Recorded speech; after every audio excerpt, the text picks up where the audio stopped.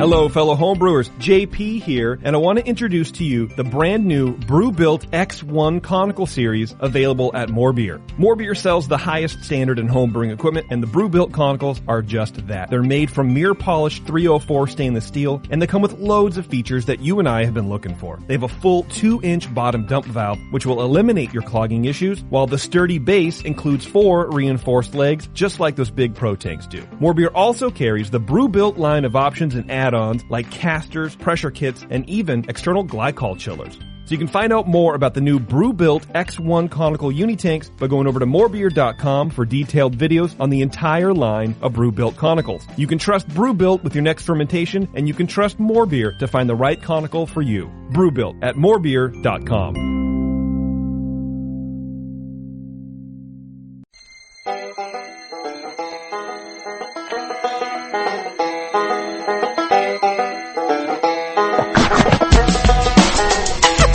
Sunday night, 5 o'clock rolls around. What's that sound? The voice of the brewing underground. I rush home.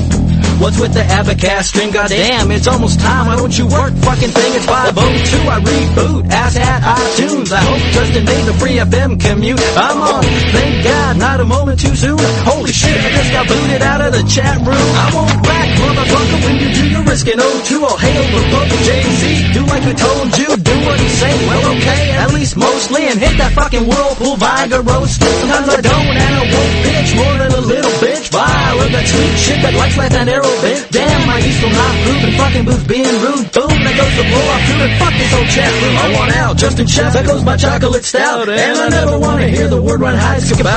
I give up. 50G, why don't you push eject me? I'm screaming Gucci when D pushes me off the screen. Jamil, JP, Johnny G, I can't think, but then I hear Doc's little voice in my ear screaming, drink, motherfucker, drink, motherfucker, drink. The BN. Got me going for a silver or gold. The BN. But do I pitch warm or cold? The BN. Crew, get unread fine. The Brewing Network. I'd say 5 gallons at a time. The BN. Got me going for a silver or gold. The BN. Don't know to pitch warm or cold. The BN. Crew, get unread fine. The Brewing Network. I'd say 5 gallons at a time. I need some TBN Bach. What a shot, the Sony's horn in stock. Tick-tock, the visa's unlocked, Sean. Knock, knock, doc. Can you walk the walk? Pull out an airlock. A cock in his whirl flock. There's no mod box. Into the mash goes a butt crack like a true breeder. It's that for pale ale, my man, Boogita. Flooper, you beer nerds. That's Travis you just heard. The only man I know whose name is a cuss word. Come hang with Jays. I'm a Justin Haggerty. And no one understands a word Daniela says. Either biscuit the pit bull or code right in full. Will sniff your crack if you got the Jane hat, dude. Line Excel, where's my hat? Go tip pound Matt Bet. Trans is a little fat. And lunch meat some grab ass. And what about Crouch Rock? He's more than just down the block. And then there's homegrown hops. He's missing just like ours. No, I don't know. I can't see. But then I hear Doc's little voice in my ear screaming, who's gonna be out in the desert with me? The BN. Got me going for a silver or gold. The BN. But do I pitch warm or cold? The BN. Crew, get unread fine. The Brewing Network. I say 5 gallons at a time. The BN. Got me going for a silver or gold. The BN. Don't know to pitch warm or cold. The BN. Crew, get unread fine. The Brewing Network. I say 5 gallons at a time. Drink, motherfucker, drink, motherfucker. I could have mixed it with chocolate and vagina. It still wouldn't have helped. Drink!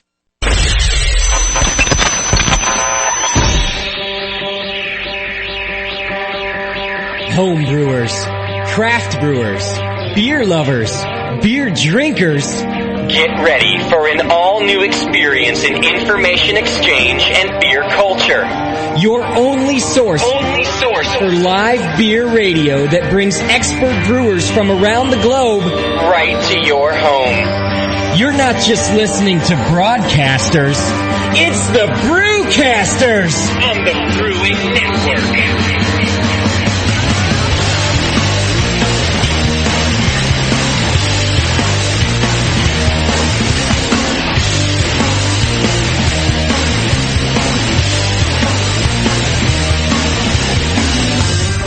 That's right, folks. Welcome to the Brewing Network Sunday Brewcast, a very special show we have for you today for a couple of reasons.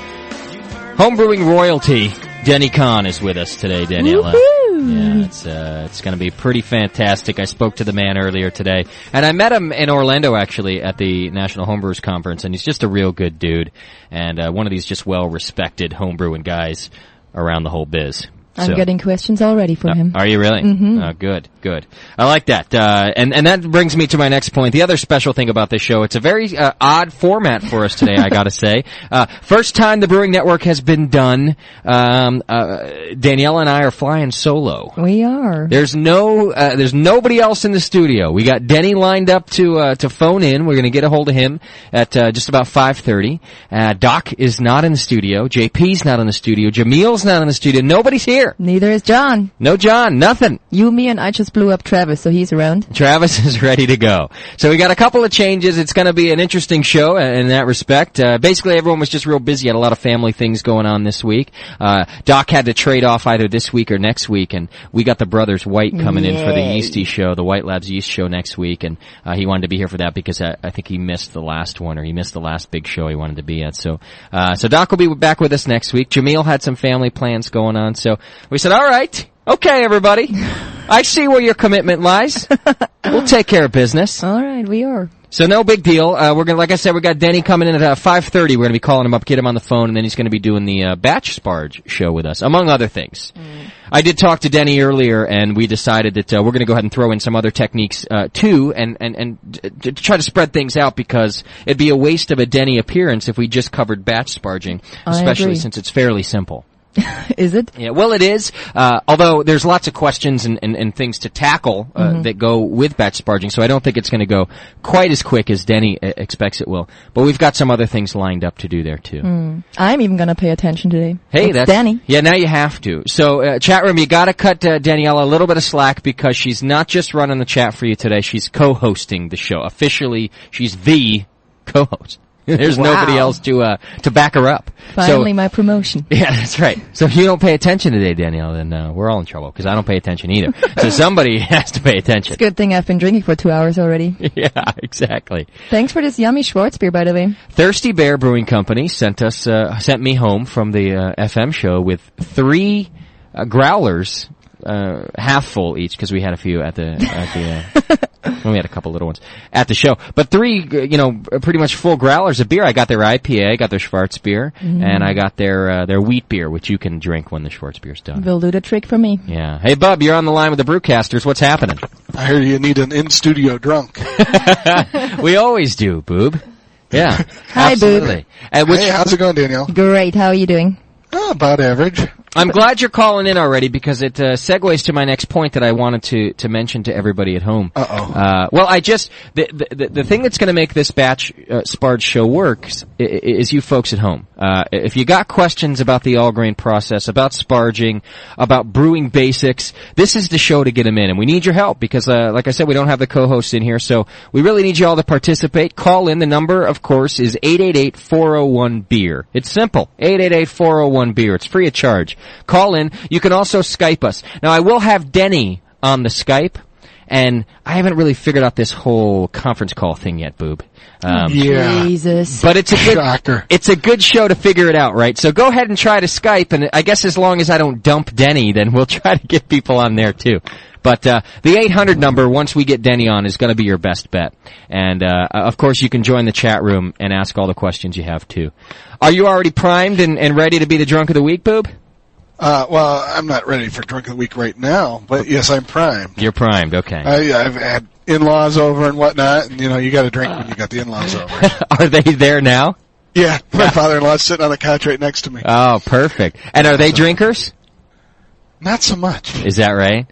They'll have a beer. They did enjoy the Maybach, though. Okay. My mother-in-law did. My mother-in-law, I think she drinks water. Do they think that you're kind of an alcoholic douchebag? I'm pretty sure they think I'm a douchebag. Yeah. Guessing if I'm an alcoholic, I'm going for yeah. See, I'll tell you what, Daniela's parents are awesome, because her dad drinks. Because they're German. Exactly. And what else do I got to say? Her dad drinks more than I do, most likely, and it's always good fun. So I don't have to worry about that whole naughty in-law thing, No, you're good. Yeah, they're cool. Yeah. They're cool. All right, Bub. Well, hey, what are they in town for a week or so? Yeah, they're going home tomorrow. coming to see family and whatnot. So You got the headphones on, or am I broadcasting the no, pops no, right no, there? He can't hear me? No, he can't hear you. Has it been a big pain in the ass? No, actually, they've been staying at my brother-in-law's house most of the time. They came in, so it's like 2 nights, yeah. So 2 nights with you guys. Do you get along with them in general? Yeah. See, this is always a great topic to me because there's the whole cliche about in-laws, but so I like to find out who actually follows the cliche and who doesn't. I've certainly met my fair share of people who can't stand it when the in-laws come to town. You know. Well, I don't know if I actually like them. I'm usually drunk when they're around, so. So maybe if I was sober, I might not like them. Yeah, I don't know. But right, you know, in general, you're thinking they're great because you don't know the difference. Sure, right. That's fair enough. I guess I would do the same thing if I had to, you know. Yeah, I mean, so I don't know if the whole in-law thing applies. So far, they seem to like me, and I seem to be drunk enough to not care. Fair enough. All right, Boob. Well, keep the calls coming then, because we need the questions for Denny, and it's going to be a good show. I'm excited about it. All right, have a good show. All right, brother. And call if you need any drunk of the week. We always do. Thank you. All right, bye. There you go. So Bub's setting the example. Feel free to 888-401-BEER's the number. Feel free to call in. Get your questions ready for Denny. You don't want this guy to go by without having gotten a little access to his brain, because he knows a lot of stuff. And if you got any questions about things, get him ready. Denny's the guy to ask. Okay. I do need to announce, for those of you who don't use the forum, the web store has been up for a week now. It went up, I think, on Monday. I think it was. It was Sunday, either late Sunday night or Monday. I can't remember. But it went up, and we're almost sold out already. So I do apologize if you wait for all your Brewing Network information for the Sunday Show archive, because now you're getting it late and we're almost sold out already. Yet another reason to join the Brewing Network forum, because it was posted up there instantly as soon as the store went up. And if you use the forum regularly, you would have known and found that our shirts were on sale and ready to go. For those of you who have purchased already, and there's quite a few of you, we really appreciate that. You're making things keep moving around here, and thank you for that. And even in light of the merchandise being on sale, some people bought a shirt and then hit the donate button after that. Oh, really? Can you believe that? Oh, that's awesome. There's some really cool people out there, and we appreciate that. All that does help to pay the bandwidth and everything else. So thank you. You've heard us say all this before, but just giving a big appreciation. If your size shirt is not in the store, fear not, because everybody has been so kind. We are able to order new shirts. Beautiful. So I'll be ordering them on Monday. I spoke to the people on Friday, and they're just a little bit backed up. So I'll be putting in the order officially on Monday, and hopefully get them pretty quickly. Yeah. I want to take a chance and thank the listener who sent a check. He took the chance and took my second place in the competition for sending a check to us, to the BN, and that was just awesome. He just wrote in like a congratulations to you. Yeah, he did. He said congratulations and by the way, here's a check. Here's a check for the BN. He told me not to give it to you, but you stole it from me. I don't know how you do it, but you can. I stole it. Put it right into the account. So that was very cool, and thanks everybody for that. So if you don't have your size shirt in there, just hang in there. Hopefully this week I'll be putting up some new shirts, and of course we've got some other merch in mind too. Yeah. Everybody wants the thongs. Yeah, I know. Everyone wants Brewing Network thongs. They're gonna be hot. Not for the dudes. You can model this time, by the way. Yeah, I'll be the thong model. We're sure to sell several thongs that way. Okay. As far as keeping up on things, I want to make this announcement too. A lot of you signed up for the Brewing Network newsletter. Yes. Ages ago. Probably been 6 months since I've sent out a Brewing Network newsletter. But that's okay, because there was a lot of problems with the old newsletter, and it was a big pain in the arse, and I've revamped it and actually turned it into a pretty a cool little newsletter we got going now. Would you not agree, Daniela? Oh my gosh. It's actually, right? I have to give you props. Yeah. Yeah. For the first time ever. I guess for the first time ever, Thank yes. you. Okay. It's pretty damn sweet. It's a great little newsletter, and it's going to keep you up to date. Right now, it's scheduled to be put out once a month, and it's going to keep you up on the shows, everything that everyone's always asking to be kept up on. Plus, we're adding extra features and articles to it. It's actually turning out more to be an e-zine than it is a newsletter. And I know e-zine because I'm turning into a computer dork every day around here, and I found that there are these things called e-zines, which are just magazines, and that's our new newsletter looks more like an e-zine, actually. So lots of features getting put in there. You're going to want to sign up for our newsletter. If you haven't signed up for it yet, just go to the button. It says newsletter right there. If you have signed up for it, I know you've been waiting on it, guys. It's coming out this week. I'm nearly done with it. We'll be beta testing it tomorrow and sending out the final version of it next week, and that's going to keep you up to date on everything. So if you only listen on Sundays and you're afraid of the forum because there's a bunch of freaks in there, and I can kind of agree with you there, then just sign up for our newsletter, and that's going to keep you up to date on upcoming things like store openings and different inside information. I don't want to tell you too much about it. Just sign up for it, get it, and you'll be pleasantly surprised, I'm sure of it. Absolutely. Yeah, it's good work. It's a good deal. All right, let's do some quick feedback. I got a lot of things this week, but not too many specific things. Lots of thanks that we get, and I always appreciate those. I just don't want to read them every show. I don't want people to get tired of hearing the BN praise. It's cool stuff we get.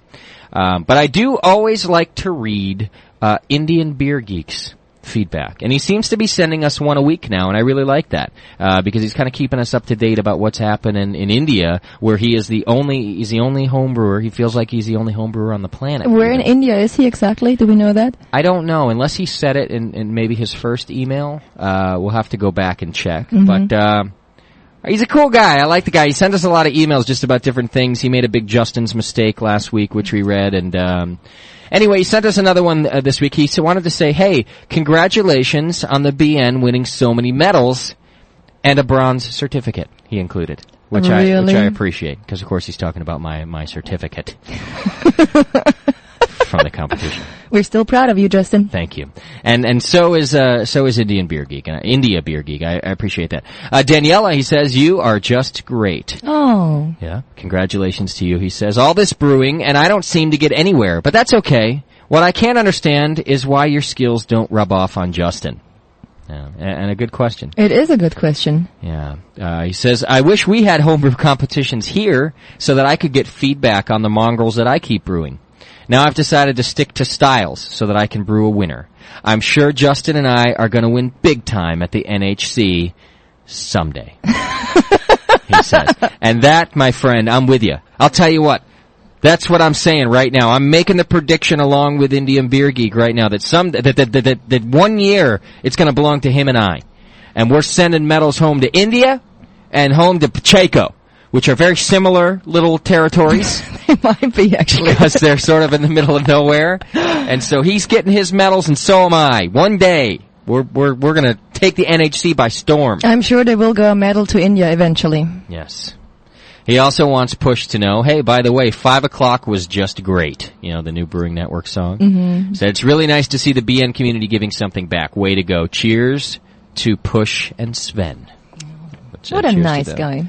Word has it Sven's already at work on other songs for us. Pretty good, huh? Mm-hmm. I haven't even understood the first one yet, so. Yeah. Now, he had some questions for Doc, but Doc's not here, and I'm not going to bother try to answer them. Don't worry about it. But maybe I'll pass them on to Denny when we get him on the line. It's going to be only a few minutes before we get him on here anyway, so I'll save that. And that was our main bit of feedback that was good to read this week.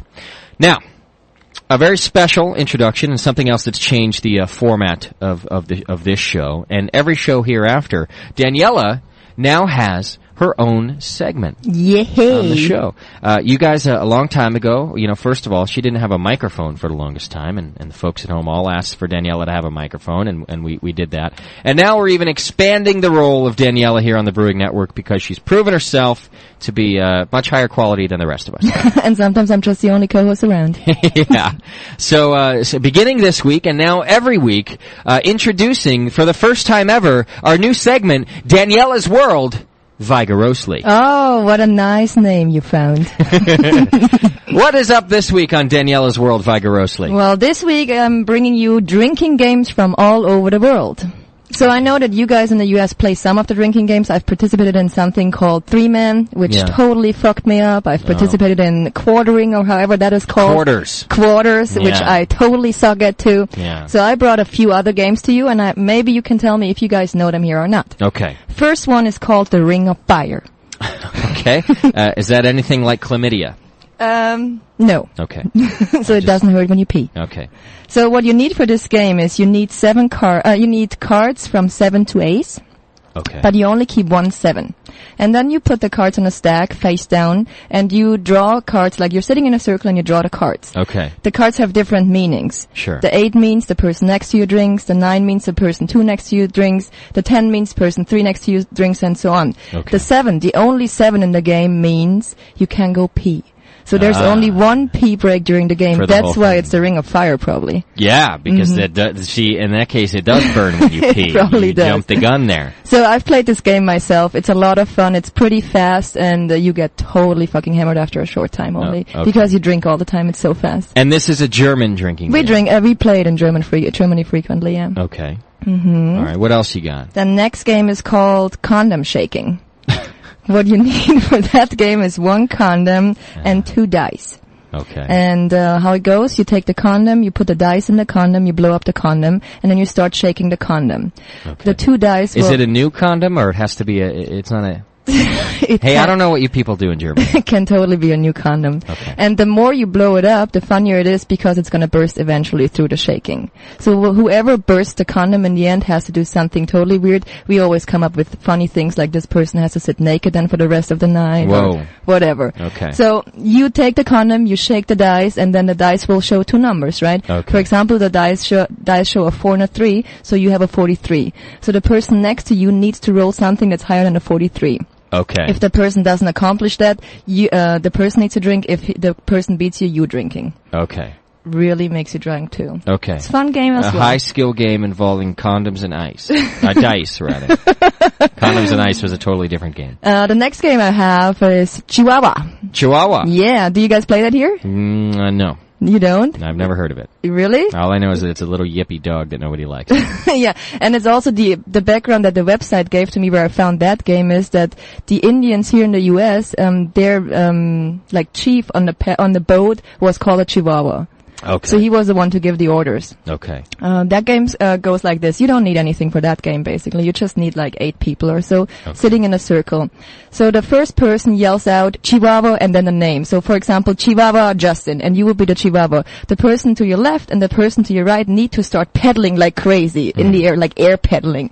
If they don't do it, then they have to drink. If somebody starts pedaling and it's not his turn, he has to drink. Okay. And then like after 30 seconds, you yell out the next Chihuahua. Chihuahua Travis, for example, and then he is the Chihuahua. I see. Very fast and fucks you up quickly. Okay. Looks like. A lot of frat partying going on in Germany. It is, I know. Is what it sounds like. Okay. The last game I have for a group, for bigger people, for groups of bigger people is LSD. Okay. That's a whole different sort of thing here. What you need is a beer and 2 glasses and at least 8 people to play it. You form 2 teams out of those 8 people, and you give the number of beers according to the number of members in the team, right? Okay. So for example, 4-4, so you give 4 beers to each team. Okay. Then you put define an end and an end and a starting point. You put a coin to the end and the starting point. You line up the teams. First teammate has to chuck the beer, run to the end point, spin himself in a 360-degree circle 5 times and run back. So it goes like that with all 4 team members, and everybody has to chuck the beer. Wow. It's almost impossible, actually, after spinning 5 times to run back. And dangerous, even. Why? A lot of cracked heads. Yeah, that's true. Falling over. You're doing this outside? Yeah, you should. Yeah. On grass. So give the disclaimer. Yeah. Do it responsibly. On grass. Mm-hmm. Yeah. Not the cousin, but on a field of grass. Right. Yeah. German drinking games. Okay. That is Daniela's World Vigorously. Now, what is the point of Daniela's World Vigorously each week? What are we looking for out of this segment? International things related to beer somehow, news, whatever we do with beers, culture, traditions, any random things. I'm allowed to bring whatever. That's right. We find that people accuse us very often of being too regional, even though we're a global show. Yeah. So Daniela's World Vigorously is intended to broaden the horizons of everybody. All her reports will be from outside of the United States. Mm-hmm. So I'm looking forward to future segments. You want to know one thing, how you can get through a chick flick with your girlfriend? Yeah, is this a German? It is. Okay. They bring it with Casablanca as an example. You know the movie, right? Mm-hmm. It's terribly love. So you don't want to watch it as a guy. No. So what they do is every time Humphrey Bogart drinks a whiskey, they drink it too. Ah. Yeah, so you get through that movie. Okay. So you can do that with other movies. Yeah, like Titanic. If Leonardo DiCaprio is drowning, you just drown yourself in beer. Yeah. Or like chocolat. Every time they mention chocolate, exactly, you have to drink. Yeah. So you can even offer to your girlfriend to watch a chick flick and you're going to be still happy. Now, is she going to be happy though in the end because like she wants to sit and do the cuddle thing, like watch the stupid movie, and you're just getting hammered? Does that matter to you at this point then? Not to me, but I'm worried about others. I don't know. I guess it doesn't matter. Yeah, okay. All right, well, good advice. That's how you make it through a chick flick. Find something to drink during the episode. That's also how you make it through a week with your in-laws. Every time your in-law says, "Hey, do something," you drink. Right? Like whatever it is that they say, like it's always something, right? Whatever it is that they say. Whatever they complain about. You drink. Why are you always so retarded? Whatever it is that they complain about, you have a drink, right? Good idea. That would work. Okay. It's going to be the Batch Sparge Show. When we come back, we're going to get Denny Conn on the horn with us and get right down to business here, okay? So get your questions ready. 888-401-BEER. You're listening to the Brewcasters. The Brewcasters on the Brewing Network.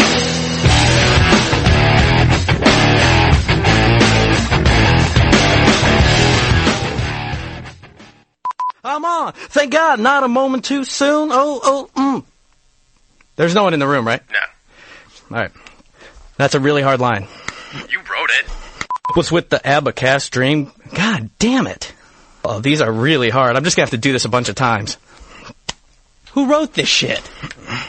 You know what? Go ahead and start me over. And just trash that whole tape. Hit that fucking whirlpool vigorously. Holy shit, I need some air. Damn, my yeast will not proof in my Oh my God, I'm so white. Okay. Proof and fucking boobs being rude and my kid pulled out. Gotta say that a whole lot faster. This whole chat room I want now, Justin. Shit, that's a lot of words. 50G, why don't you push eject me? I'm screaming Gucci when D pushes me off the screen. Ow. I'm screaming Gucci when D pushes me off the screen. Blah, blah. That's the end of that. Then we're off into the pseudo chorus. I just got booted out of the chat room. I was so in the groove on the last one. That was crap. Holy shit, I just got booted out of the fucking chat room. Did you have to laugh? Sweet shit that likes life anaerobic. Damn, play still not proof and I'm out of air.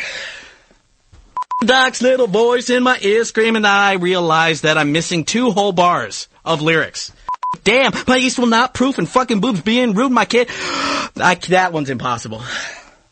Think I can't think, but then I hear Doc's little voice in my ear. This is where it just falls apart. I don't know how this worked in my head. Motherfucker, drink. Drink! Oh man, that always kind of irked me. You're this guy like, drink! That part's easy. It's how do I fit all that other crap in there? Alright, that's probably good enough for now. Oh, that's funny. Is that you? Oh, that's me. Shit. I'm throwing down an angry rap song. Oh, what time is it? Probably within the next 20 minutes. I love you, sweetie. Okay, running out of time. Just got booted out of the chat room. That's the gay version. Okay, don't even think about putting that on there. This is just pathetic, isn't it? Look at the 2 jerk-offs. Too bad I don't have like a good ripping fart right now or something. Wait, I'm actually touching cloth. Doc's little voice in my head screaming, "Are you gonna have to burn him, man?" Hail JP. It really sounds like I'm on the pot, doesn't it? What? I think it does. Oh, let's just fan, take a crap. I'm out. What I'm hoping for with these podcasts that we get, especially like our podcast, is it opens the eyes to the American listener to other attitudes, other opinions, other ideas, and we'll see changes as a result of that, I think, down the line. I think this is going to be a great thing for helping to bring Americans into the world sphere. The Brewing Network, saving your life. One beer at a time.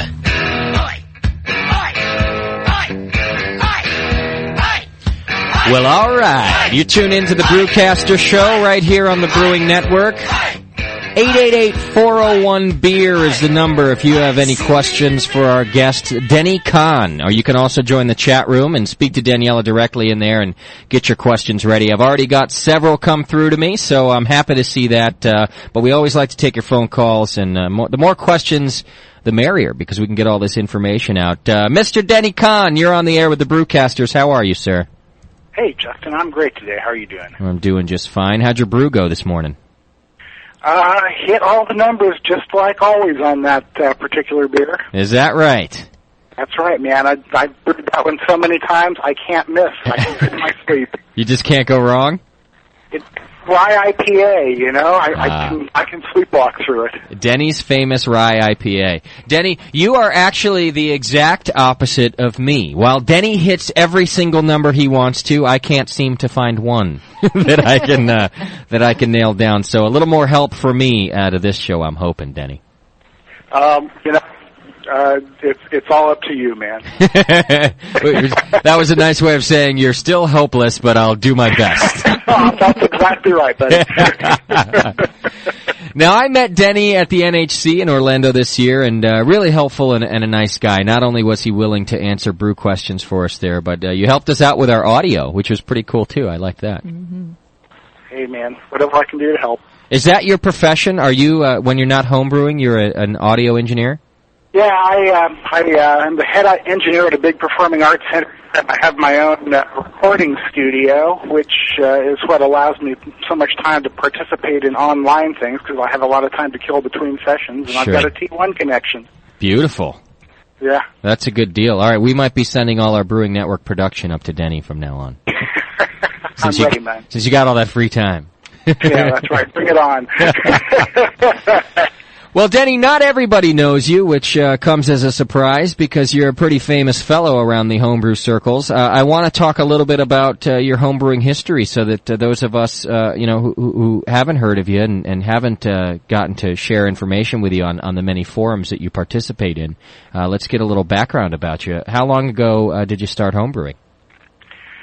Oh, man, about 8.5 years ago, the classic situation of my wife bought me the kit for Christmas. I've been cooking as a hobby for about 40 years, and I was doing that, but she and I have different schedules, so it's kind of hard to coordinate anything there. And living in the Northwest, we both had a real appreciation for good beer.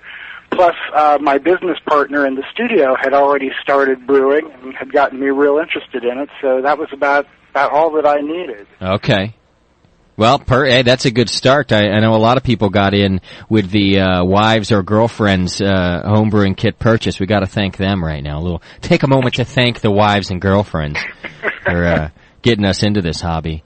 Okay. And you went just nuts right when you got into it? It's like my kit was one from a place called Liberty Brewing Supply up in Seattle. I'm sitting here looking at the box. I still have it out here in my garage brewery where I'm sitting. Okay. I made a pale ale, came with grains to steep, the whole thing, and it turned out like so well the first time that I was immediately hooked and went on from there. Did maybe half a dozen extract brews, a couple partial mash, and then got into all grain right after that. Oh, beautiful. And so you say your first batch went so well. Did you have any any total shit in between your first and say now? Any big mess ups? You're cutting out there, Justin. Oh. Did you have any big mess ups after your first great batch there? To speak of? Not immediately, but in the 258 intervening batches, there have been a few that haven't been everything I would hope they would be.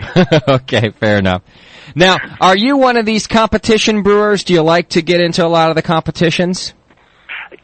I enjoy competitions, but I'm really lazy, and getting into a competition involves bottling beer and filling out forms and getting that beer to someplace, somewhere or another, and I'm too lazy to do that. Yeah.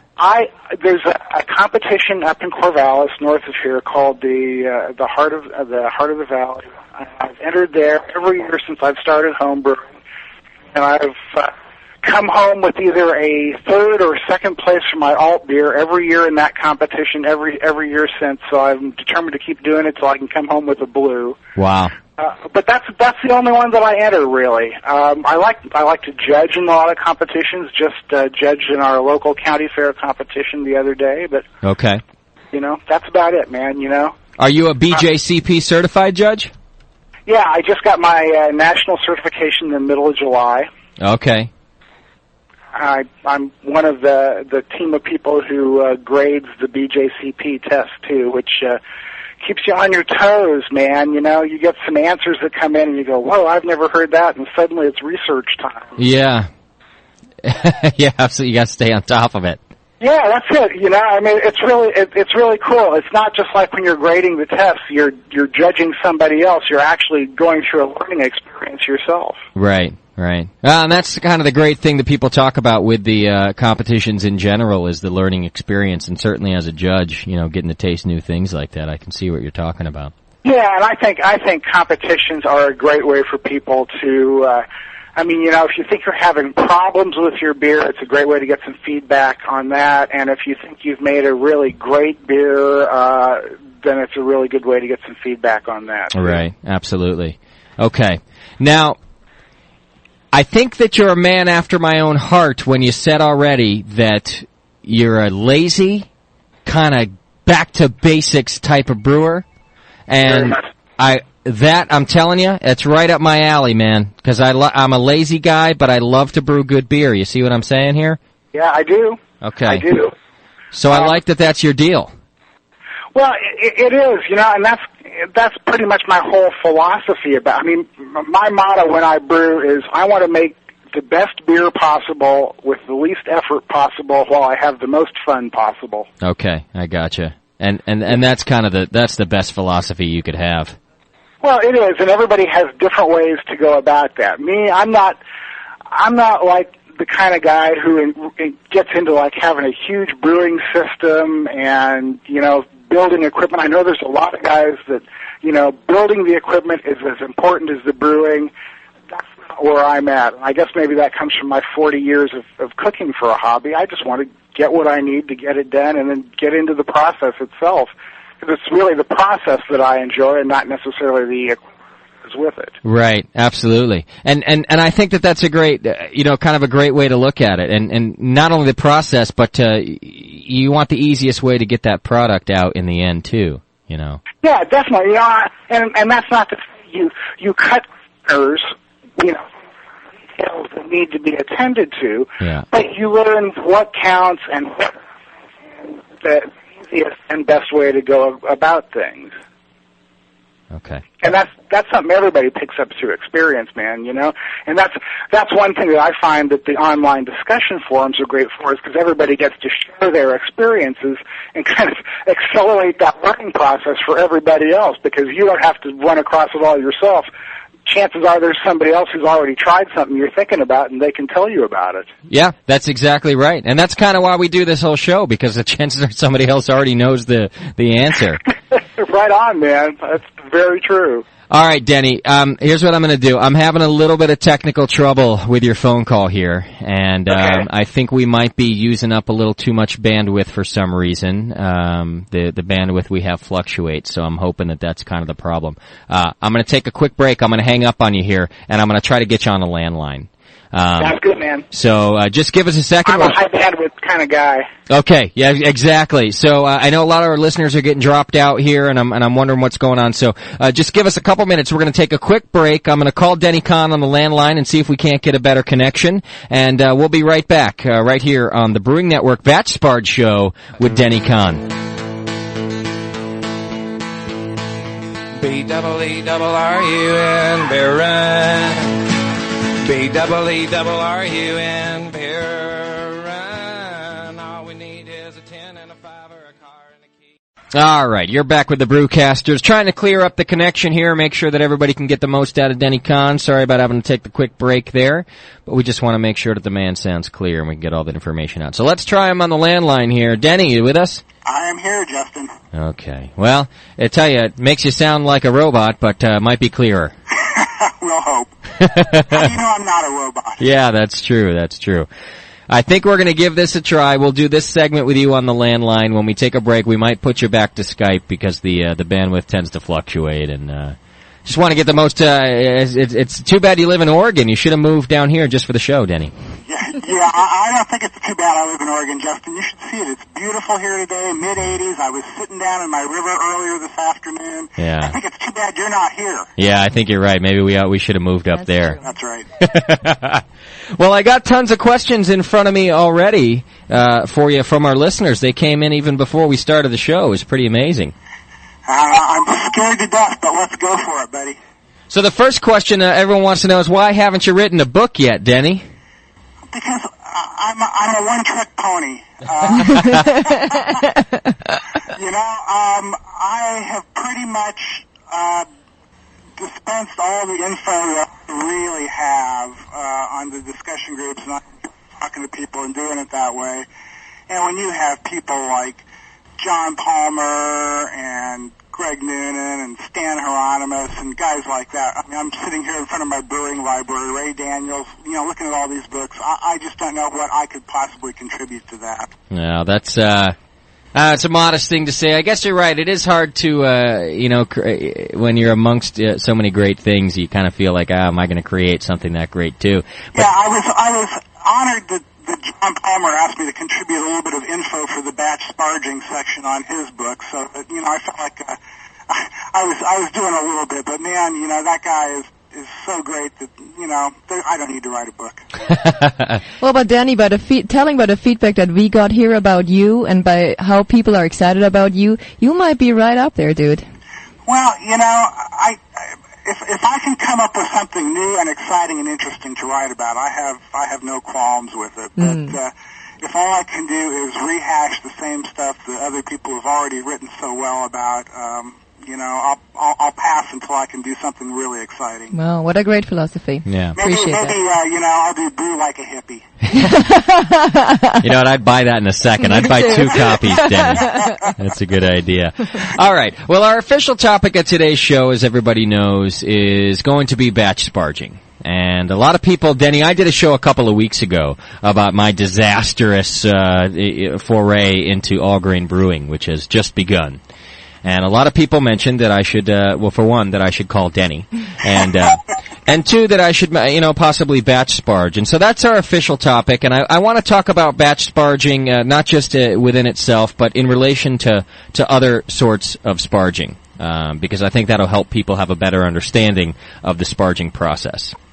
And rumor is, and the reason we got you here, is that you are just a huge proponent of batch sparging and its simplicity. Is that right? Well, yeah, that's really true, and that's I did fly sparge my first few batches, and then I got turned on to batch sparging, and that was it. The traditional way of brewing, historically, many years in the past, was no sparging whatsoever.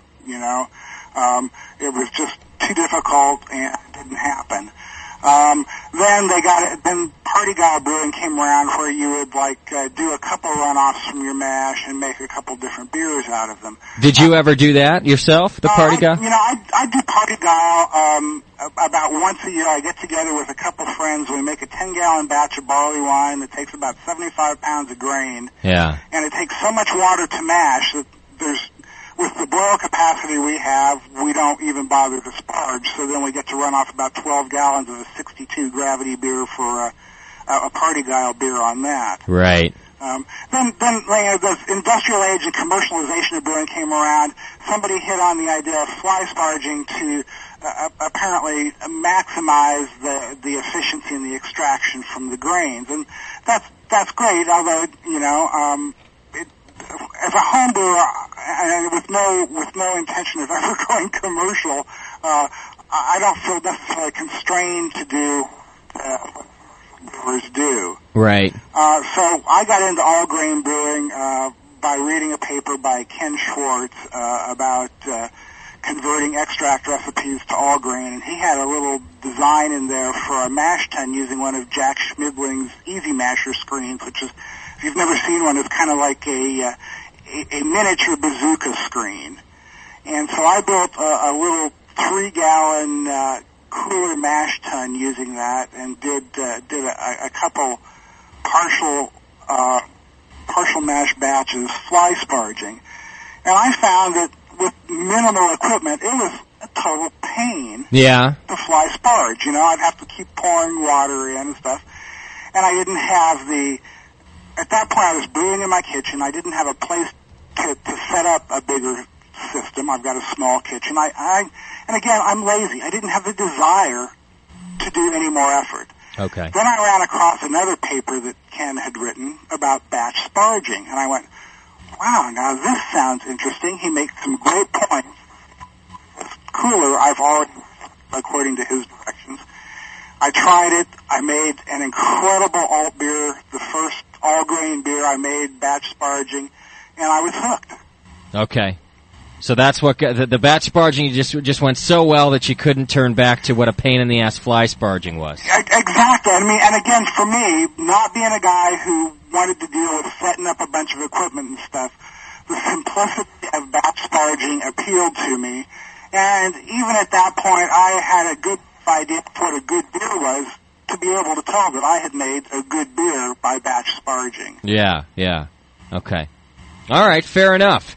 All right, let's talk about then, sort of in comparison. Then, now you mentioned Party Guile, which Party Guile is a form of batch sparging, but instead of using all the runnings in one beer, you would actually make a separate beer with the later runnings. Is that right? Yeah, right. Okay. Which to me actually sounds like a pretty cool deal, but as a home brewer, kind of, you have to have the extra resources. That's pretty much it, man. You either have to devote extra time so you can boil 2 batches one after the other, or have the equipment so you can boil 2 batches pretty much simultaneously. Right. And to tell you the truth, it's one of those things that during that once-a-year brew, when I'm brewing with other people and we have access to all of our equipment together. Okay. All right. So not often on the Party Guile. Although you mentioned when you do Party Guile, it's with something like a barley wine, which is perfect for Party Guile because you get those strong first runnings, but you're still making a decent pale ale with the next runnings too. Oh, definitely so, man. Like I said, we get 10 gallons of about 100 or so gravity barley wine. Okay. And we usually end up with about 12 gallons of a 60 to 62 gravity something else. And oftentimes we will look through the grain bins and see what's in there and toss, maybe some like Carafa or some more Crystal or something like that on top of the mash before we do the second runoff and, make a brown ale or something different. Right. Okay. Great idea. Now, continuous sparging, or fly sparging as it's also known, which is what I do. And Denny, I do it because I think it's fun as well. I like that part of the process. Sure. I'm not going to tell you you're crazy. Yeah, well, you could though. But I do like to do it because it's fun. But it also, I agree with you. It is kind of a pain in the ass. And the thing that becomes difficult about it for people, and we don't need to go into the whole description, but the thing that becomes difficult about it is like you said, the extra amount of water, heating up the water, the exact amount of water that you're supposed to have, and basically just a whole process that goes along with fly sparging. So you got those two, and now we've got batch sparging. Okay, right. So give us the rundown on what then is batch sparging. Yeah, batch sparging is a pretty simple and straightforward form of sparging, and sparging is more than just rinsing whatever sugars are left after the mash out of the grain, and there's a bunch of ways to go about it. In batch sparging, you do your mash as you normally would using your normal ratio of grist to water, which is usually about 1 1/4 to a pound of grain for me. And then when the mash is done, you do your boil off, and then you just completely drain your mash tun. And the speed at which you do that doesn't matter. You can go as fast as your system will allow you to go. Then you add all your sparge water at one time. You stir it in, and you boil off and run all that off once again. So then basically you're doing the same process twice.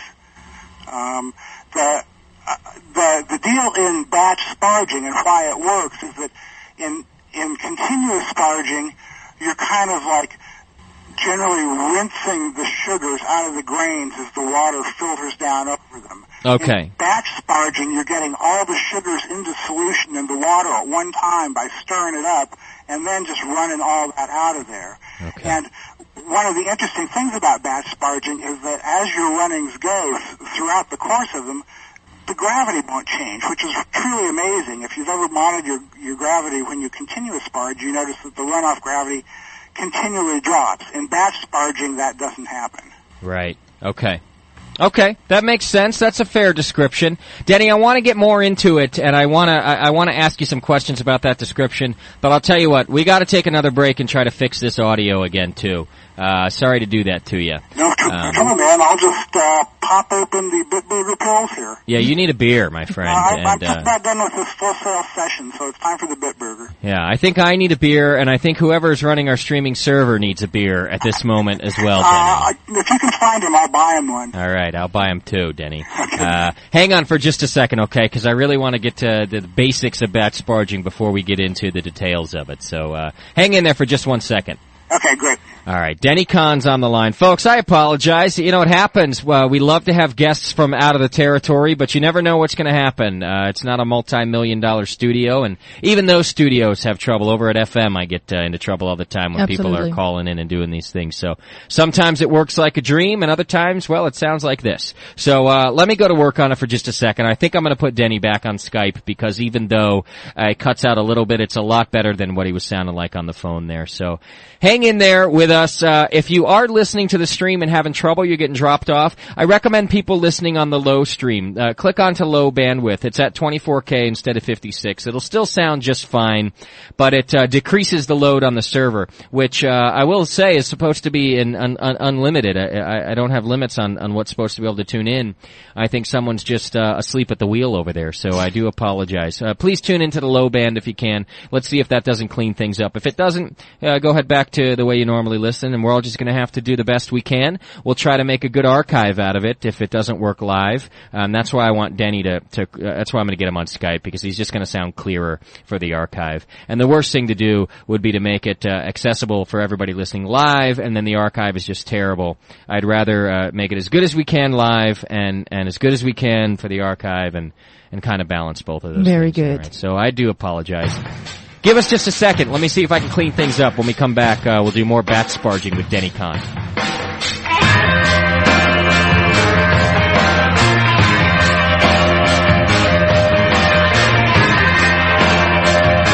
You're listening to the Brewcasters on the Brewing Network.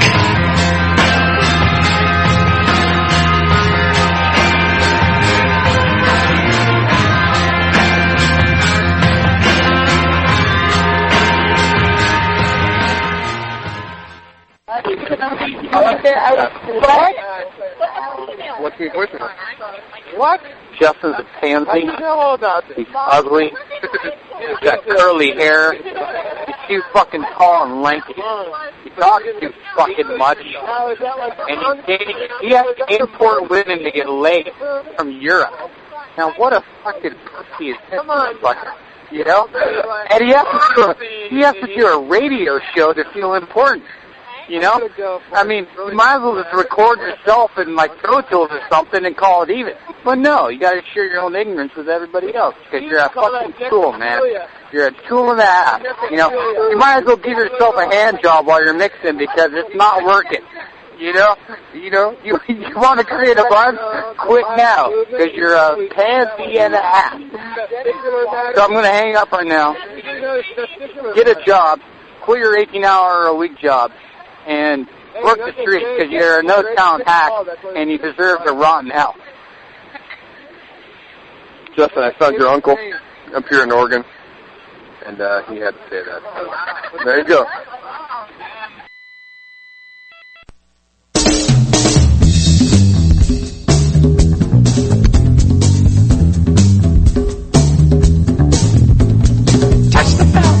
I was hoping you might let me have some. Touch the belt.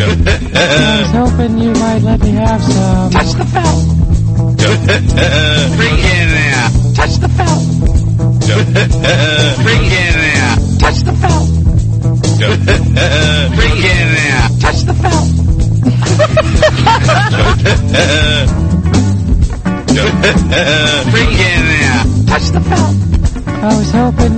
let me have some. Touch the felt. Bring it in. Touch the felt. Let me have some. Touch the felt.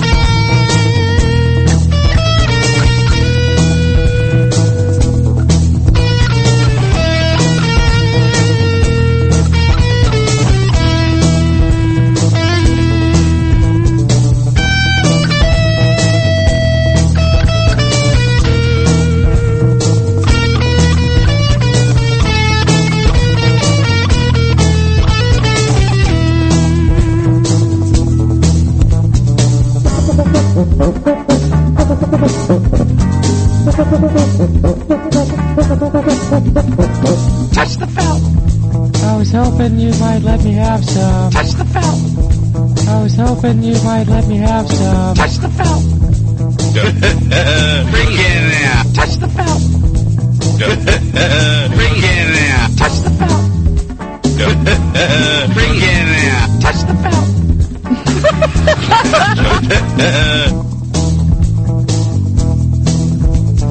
Touch the felt. Let me have some. Bring it in. Touch the felt. Let me have some. Bring it in. Touch the felt. Let me have some. Touch the felt.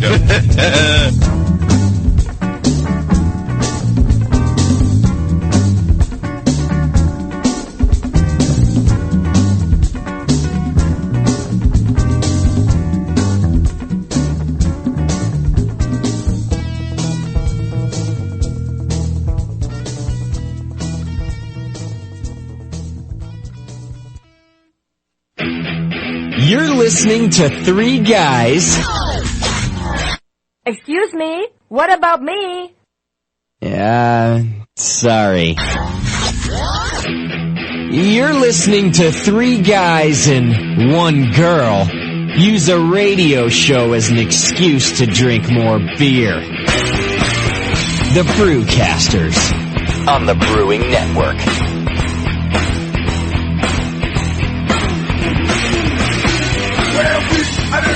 All right, and the third time's a charm, isn't it, folks? So let's give it one more go with Denny Conn here. I got him back on the other connection to try to clear things up. And like I said, I do apologize if you're getting dropped out of the stream. We want to make sure that the archive works well, because that will be our last resort. If you can't listen live, you can always just tune back in tomorrow when we put the archive up, and that would be the best way to do it if it's not going to work today. Denny, you there with us?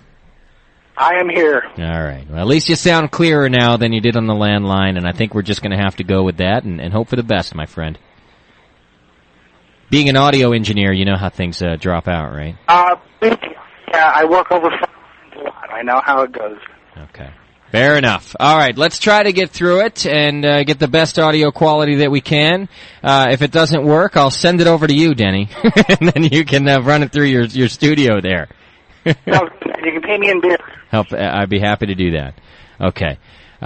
Still getting dropped out here on the Skype a little bit too. Why don't we do this about your batch sparging? We just discussed sort of the basics of it. What do you do? Give us a basic. I guess your rye IPA. That's your most popular one. You're doing it all the time. Give us a rundown of what you do to batch sparge that beer. I've got my setup out here in my garage. There's, I think you put a link to my website up on your chat room so people can take a look at my my setup there. My brewing stand is a picnic table, and I've got my blue and white cooler on it. I use a total of 16 1/4 pounds of grain. I mash with 5 1/4 quarts of water. I hit 133. All right. Hey, Denny, hang on. Denny, hang on a sec. It's cutting out there too. No one can hear what you're saying. All right, I don't know what to do here, guys. I'm between a rock and a hard place because Denny's describing his brew house here, and I can't even hear it. So I know that you can't too. We're getting lots of cutting out. I'm not sure what to do on this end, Denny. Shall we try this today, Justin? I think I'm afraid that's going to have to be the case. Yeah, I don't know what to do because it's definitely cutting out, and people can't hear what you're saying here. If I put you on the phone, you can hardly see what you're saying there. Hear what you're saying there too. And I'm really not sure why that's happening. Everything seems to be functioning properly as far as I can see. Do you have? I know you're on a cordless. Do you have a landline you could pick up that's not a cordless, Denny? There may be a lot of barking dogs in the background, but barking dogs are okay. We usually have one in our studio, as a matter of fact. I can make that dog bark if it makes you feel more comfortable. Maybe I was just too far away from my base station. Okay. You don't seem to be cutting out so bad at this point. Yeah, you're clearing up now. I can hear you now. So I wonder if it's just that portable phone there. Yeah. Could be. Okay. Well, if it's working, let's continue and see what happens, shall we? Yeah. Tie that base station to your leg, Denny. Just strap it right on so that wherever you go, the base station's with you. Yeah, you got it, man. All right, start over. And to do it, let me do this. You can check out Denny's brew system at hbd.org/cascade/Denny Brew. So check that out, and you can look at exactly what he's talking about when he's about to describe his batch sparge process. So go ahead, Denny. Start over. What do you do when you go to batch sparge, and you can use your system as you were doing as an example? Okay, so today I was making the rye IPA. I mashed in with 5 1/4 gallons of water for 16 1/4 pounds of grain. That's a ratio of about 1.3 to 1. Okay. Hit my 153 mash temp after some stir. I always I put the grain in a paper bag. This is, again, part of the cheap and easy system. I put the grain in a paper bag under my arm so I can pour it in while I stir. And that's so awesome. A great way to... I do the same thing, but I thought it was because I was an idiot. No, man. It's because we're both idiots. Yeah. But I do the same thing because I don't know how else to get it poured in and stir at the same time. Just the other day in some discussion forum, a guy was going, I always get dough balls because when I pour the grain in from the bucket, it just all goes in at once and I can't stir. And I'm going, does this mean say to you, there's something wrong with your method? Right. But yeah, I mean, again, it's the path of least resistance, man. It's cheap, it's easy, and it's effective. So okay. you pour it in, stirring, breaking up dough balls, get it all stirred up for about 5 minutes. The temperature equalizes. Let it rest for about 60 minutes or so while I come in, do a few miles on the treadmill, and take a shower. Okay. I know, man. That's like the good and evil side. Yeah, I'm brewing beer, but I'm going to take off a few calories. That's right, man. I watch the calorie readout to see how many brews I've earned on the treadmill. That's perfect. Well, you have to burn off at least maybe half of the batch that you're brewing. So. Well, man, I'd be on there all day. Anyway, I go back out. I recirculate. I just have a cheap inline plastic nylon valve. If you guys look at the website, you can see that. I've experimented with putting a nice stainless steel bulkhead and stuff on there. It actually made things worse. I started getting air into my runoffs and stuff like that, and it was pointless, So I went back to the cheap stuff that was effective. I just crack the valve a bit, and I run about 1 to 2 quarts into a 2-quart pitcher, and by the time it's always cleared up, so then I take the hose, I flop it over into my kettle, okay. Pour the part in the pitcher back over the top. Sure. Then I go ahead and open up my valve full, because at that point my grain bed has pretty much set up into a nice filter bed, and I can go as fast as my runoff as my valve will allow. Okay. And drain that into the kettle. While I'm doing that, I'm heating up my batch sparge water to about 185 or 190 degrees. Oh, wow, you're getting it up there. Well, I am, man, and the people are so paranoid about this 170-degree thing, and if you think about it, that's not the temperature your water needs to be. That's the temperature you want to keep your grain bed below. Okay. Right? Hotter water is not going to hurt you. I've proven it to myself in hundreds of batches, Okay. So basically, when I heat my sparge water up to 185, 190, I pour it in, and my grain bed ends up being about 165 to 168. No kidding. Perfect. Now, okay. Let me slow down a bit at that. So you get your water up to 185, And that's right. And you've already drained the wort at that point out of your grain, the first batch. All right. Mash tun is dry, and I've closed the valve again. Okay. Closing the valve again is very important. Listen, Denny, you must listen to the show because you know who you're talking to here. Okay, so I have friends who brew like that, you know. Yes. Okay. And if they're listening, they know who they are. All right, so you close the valve, and then you pour in. You just dump it right in.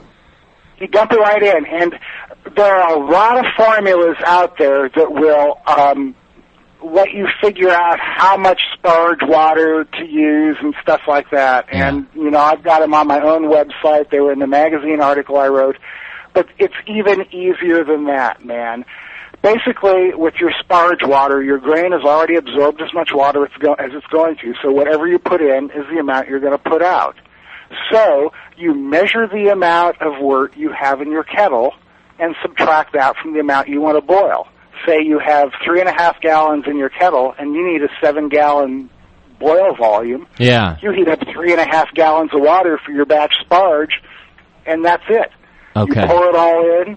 You stir it thoroughly because, again, the idea is you want to get those grains into solution, dissolved in all that water you just poured in. Okay. So you stir it up thoroughly for a few minutes. You do the same recirculation process and then drain into your kettle, and you're done. Okay, now let's back up that. Now you're recirculating because now you've stirred up all, and now this is the part I really wanted to get at. When you dump the water and you're stirring it all up, but what you're doing then is creating a cloudy wort, and you got a bunch of chunks floating around, so you need to make sure you do a good Vorlauf or a recirculation until it runs clear again? Is that what we're talking about? Yes, exactly. And okay. Clear is a relative term. When I look for clear, what I don't want to see is chunks and particles coming out of it. And you know what? John Palmer says the same thing. By clear, it doesn't mean that you need to look through it like water because it can be cloudy, right? But exactly. But no chunks. Exactly. No chunks. Cloudiness just. I mean, you know, and there are people who get real hung up on the clarity of their runoff, and sometimes I get crystal clear runoff, sometimes I don't, but I've never found a real correlation between the clarity of the runoff and the clarity of the finished beer. Okay. You know? Yeah, good to know. You know, and that, so, I mean, that's pretty much it, and how much you have to recirculate depends on the kind of loutering system you're using, and you know, there are people I know who have tried batch sparging, and they say, boy, you know, it takes me so long to do the Vorlauf, and I'm doing like 3 or 4 gallons that it's just not worth it to me. And, you know, that's a fair comment. On the other hand, you know, I never take more than 2 quarts, and usually about 1, and my Vorlauf never takes me more than 2 or 3 minutes. Okay. So, you know, I would say that the success you're going to have with this method depends a lot on the equipment that you use. Right. Yeah, I guess that makes sense, doesn't it? You know, and there's a wide variety. Almost any equipment that works for fly sparging will work for batch sparging too. But it's a personal decision, you know. Yeah, you're right. I got to tell you, I find it hard to believe that on your second batch, then you've dumped your 185 degree water in there, that it only takes you a couple, and you've stirred it all up. It only takes you a couple of quarts to get that sucker running clear again when you're recircing. You know, that to me is one of the beauties of this stainless steel hose braid that I use in my cooler. Okay. That I have good friends who batch sparge using manifolds and stuff like that, and it works great. But it always takes them longer for their work to clear than it does for me with my stainless steel braid. Okay. And again, I'm not putting down anybody's manifold system out there. You know, sure. It's like everybody should use what they want to use, but I'm just telling you what I have observed personally. Okay. No, fair enough. So now you've got a false bottom on the bottom of your mash tun, as well as this No, it's just this stainless hose you're talking about.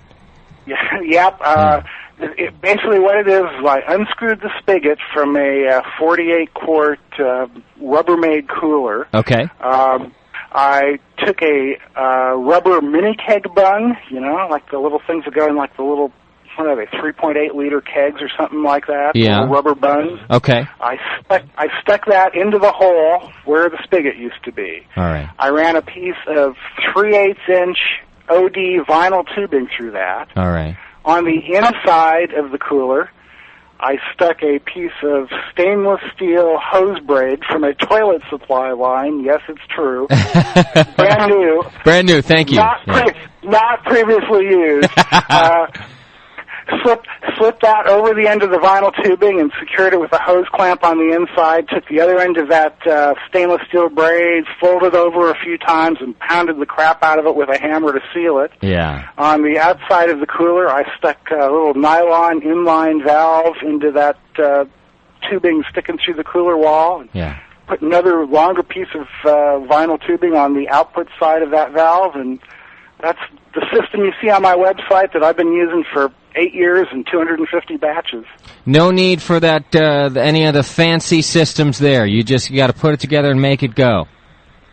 Yeah, well, that's pretty much it, man, and again, I'm lazy and I'm pragmatic, and this works, and it's easy to use, and so until I find a reason to change it, it's staying like it is. Right. I have experimented with other things, because like everybody else, I read about other people doing things, and I go, boy, I wonder if that'll work for me and stuff.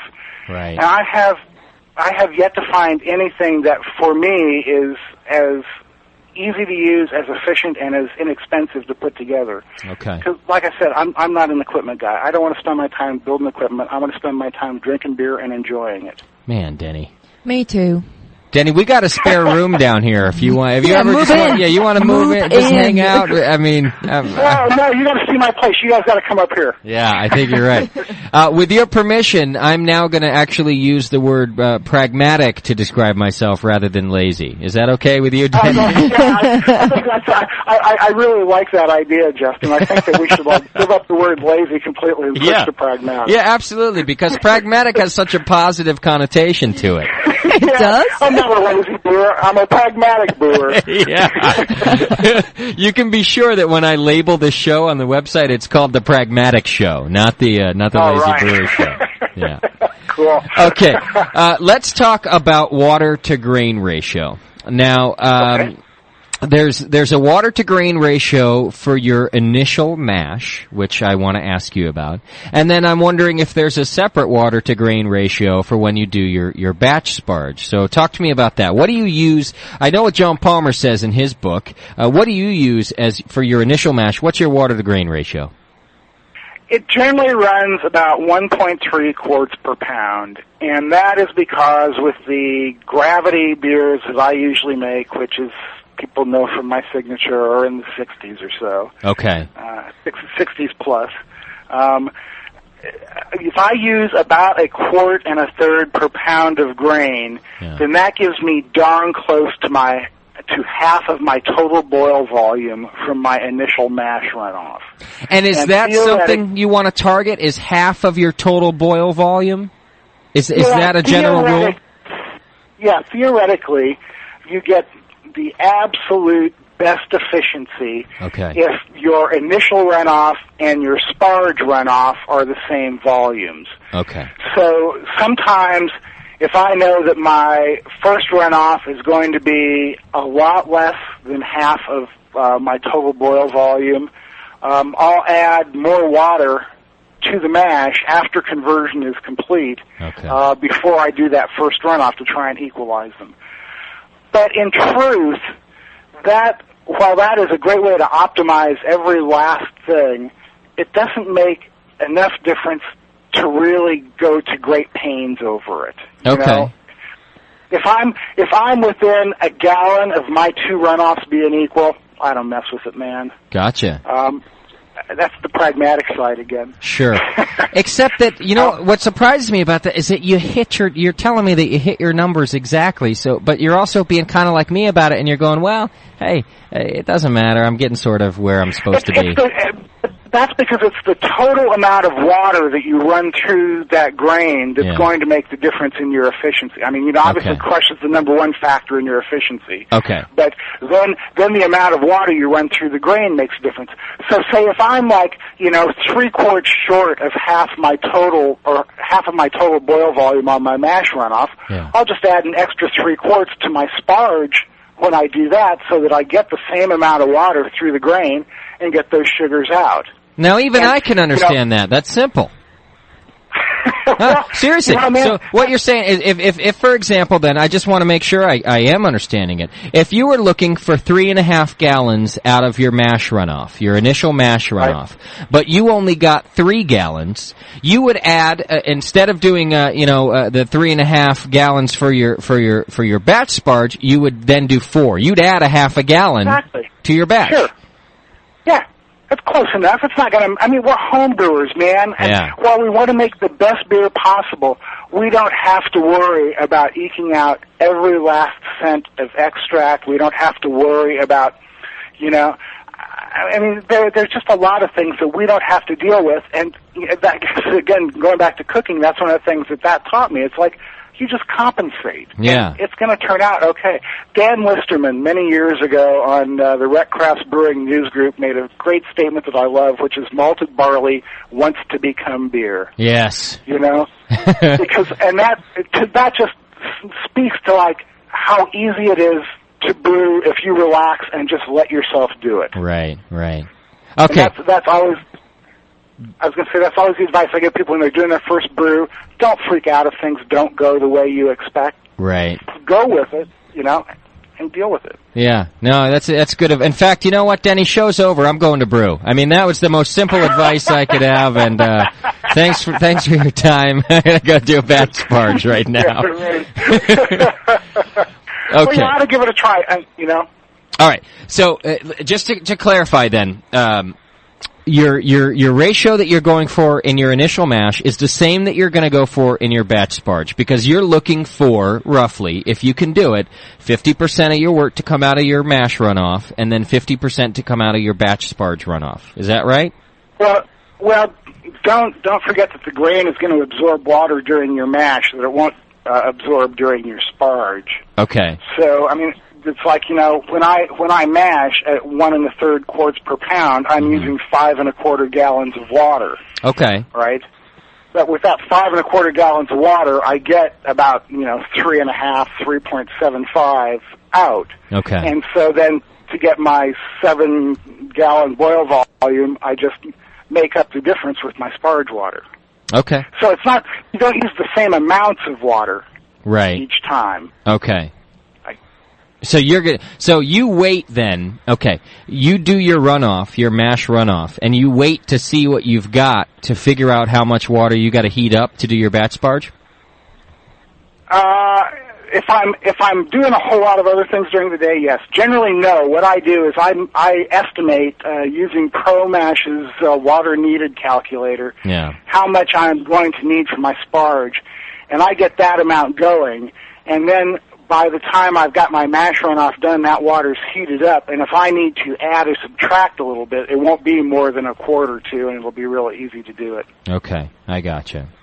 All right. Well, that sounds it sounds like a fairly simple process. Now, one thing that you and I talked about that I want to make sure we talk about here, because we're talking about how you use a water to grain ratio, and we've talked about, say, that your batch water you heat up to 185 because you know that gets you to your temperature. One of the things you and I talked about earlier today during our pre-interview is obviously that people need to know their system. And that the efficiency of your system is different than the efficiency of my system. So, when we talk about a water to grain ratio, and we talk about, say, then the temperature of your sparge water, your batch sparge water, these things are going to vary based on a person's system? Yeah, to a certain degree. Mash ratio, I don't think, is really going to vary a lot from system to system. It will vary a little bit, because everybody's crush is going to be different, and the crush is what is going to determine how much water gets absorbed by the grain. Okay. Right? Yeah. So, and then that will have at least a minor impact on how much you get out of your mash, right? Yeah. So that's going to be a variable. But in terms of how high to heat the sparge water, you betcha, man. That is dependent on your system and what happens. And the best thing to do is to sneak up on it. You know, I guarantee you that I started out with my system not heating my sparge water above 170. I'd put that in and see where that left my grain bed. Right. And generally, it was only a degree or two higher, if any. And so then I started going, okay, so if that made it this much hotter, then if I go 5 degrees hotter on my sparge water, it should make my grain bed this much hotter.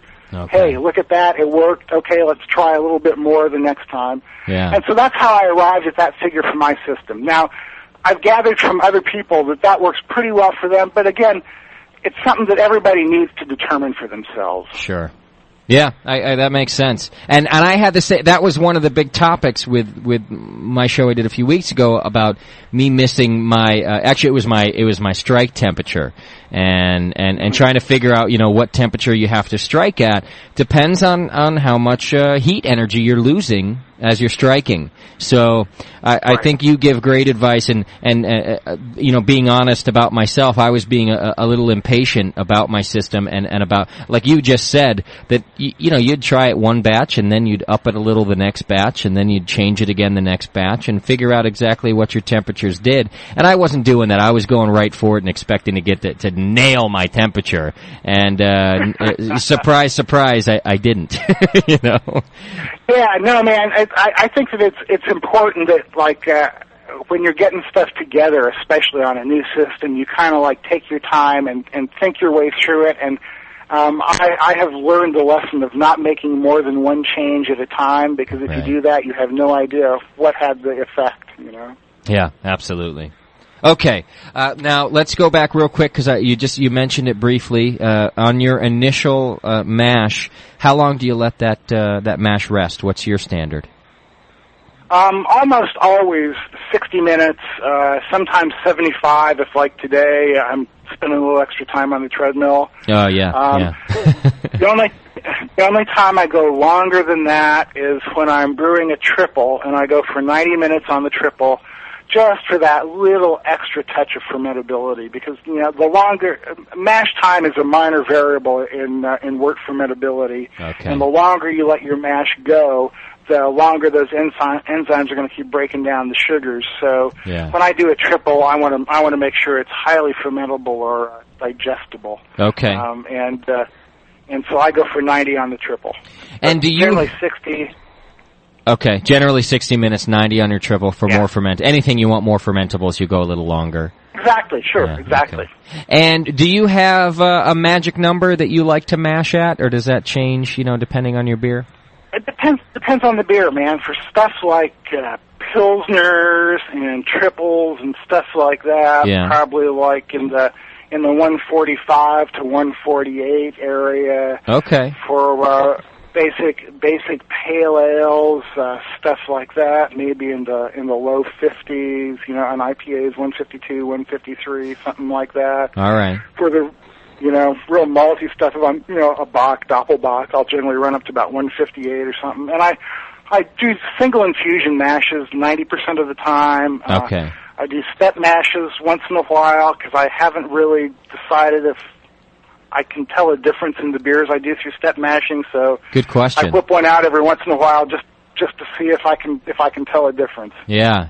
You know, that's a great I'm reading through Charlie Papazian's new book, the Microbrewed Adventures book. It's a great book, by the way.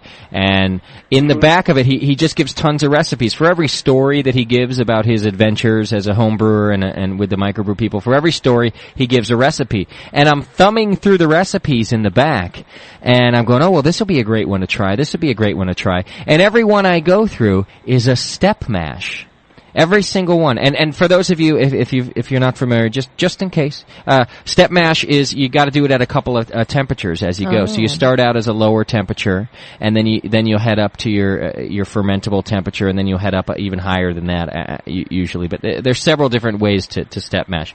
And I'm looking through these recipes, and virtually 90%, it seems like so far, are these step mash procedures. And it bums me out because I can't even, get my single step mash right, Denny. So, I'm looking at all these recipes I want to try, going, shit.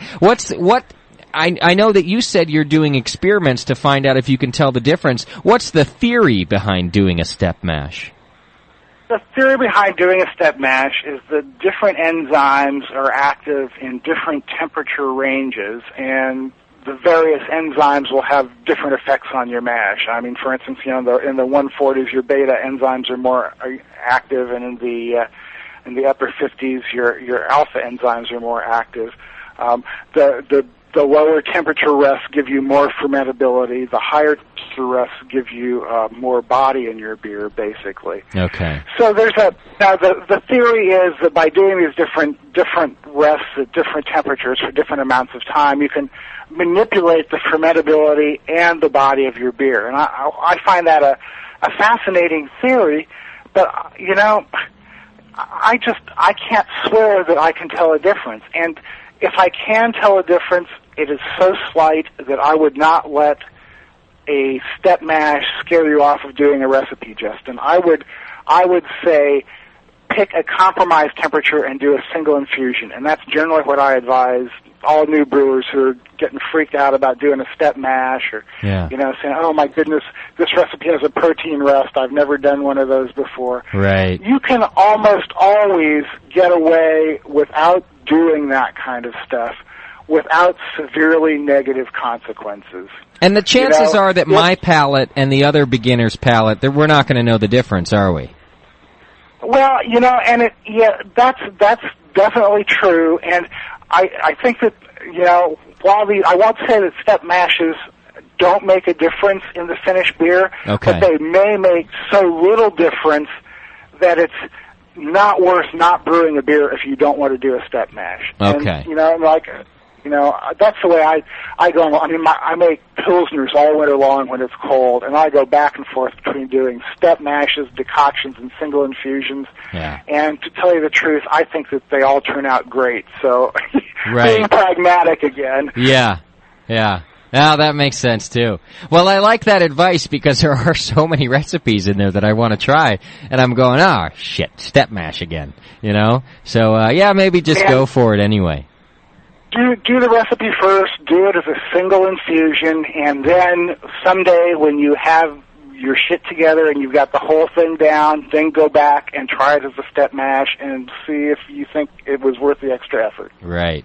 And for me, having my shit together means that Jamil's here to help me brew. You're a lucky guy. I am. I'm wearing the Mr. Malty hat he gave me in his honor today. Nice. Yeah, I got made fun of for that after the last show because, I was complaining about how I screwed everything up, and I got emails going, all you have to do is call Dr. Scott or Jamil or any of these guys and to help you brew, and here you are crying about your screw-ups, And, really, man. Oh, geez. Well, I guess I should feel lucky I live up here, huh? Yeah, that's right. That's right. Jamil's got to help you, not me. You should feel lucky. A quick side note question came through from the chat room. They want to know if you've won any awards in your competitions. You got some award-winning beers? Like I said, I entered this Oregon Homebrew Festival up in Corvallis every year, and I brought home lots of seconds and thirds for all beers, Pilsners, bourbon vanilla porter, rye IPA, all that kind of stuff. Yeah. The biggest award I've won is one year, my friend Kevin and I, who refer to ourselves as the Stoner Brothers, entered our old Stoner barley wine in the state fair. Okay. I mean, we're 50-year-old hippies. What are you going to say? Sure.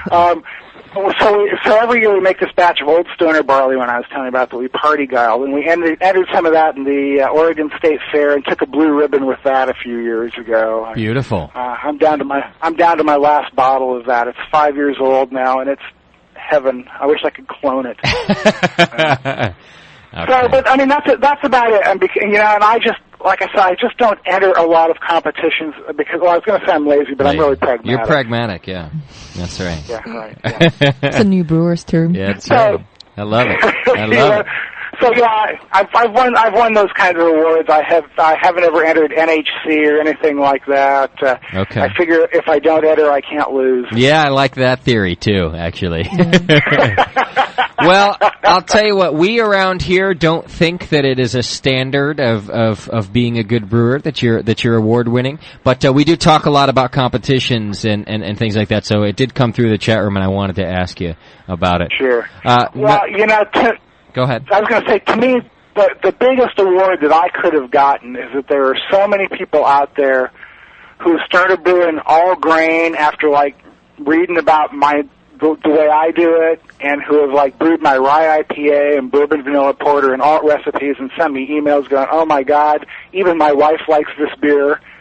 That is the absolute best award any home brewer can get when other home brewers think well of you. Yeah, that's true. In fact, how about this? I got a message from one of our chat room users right now that says, "I just opened a bottle of Denny's bourbon vanilla porter."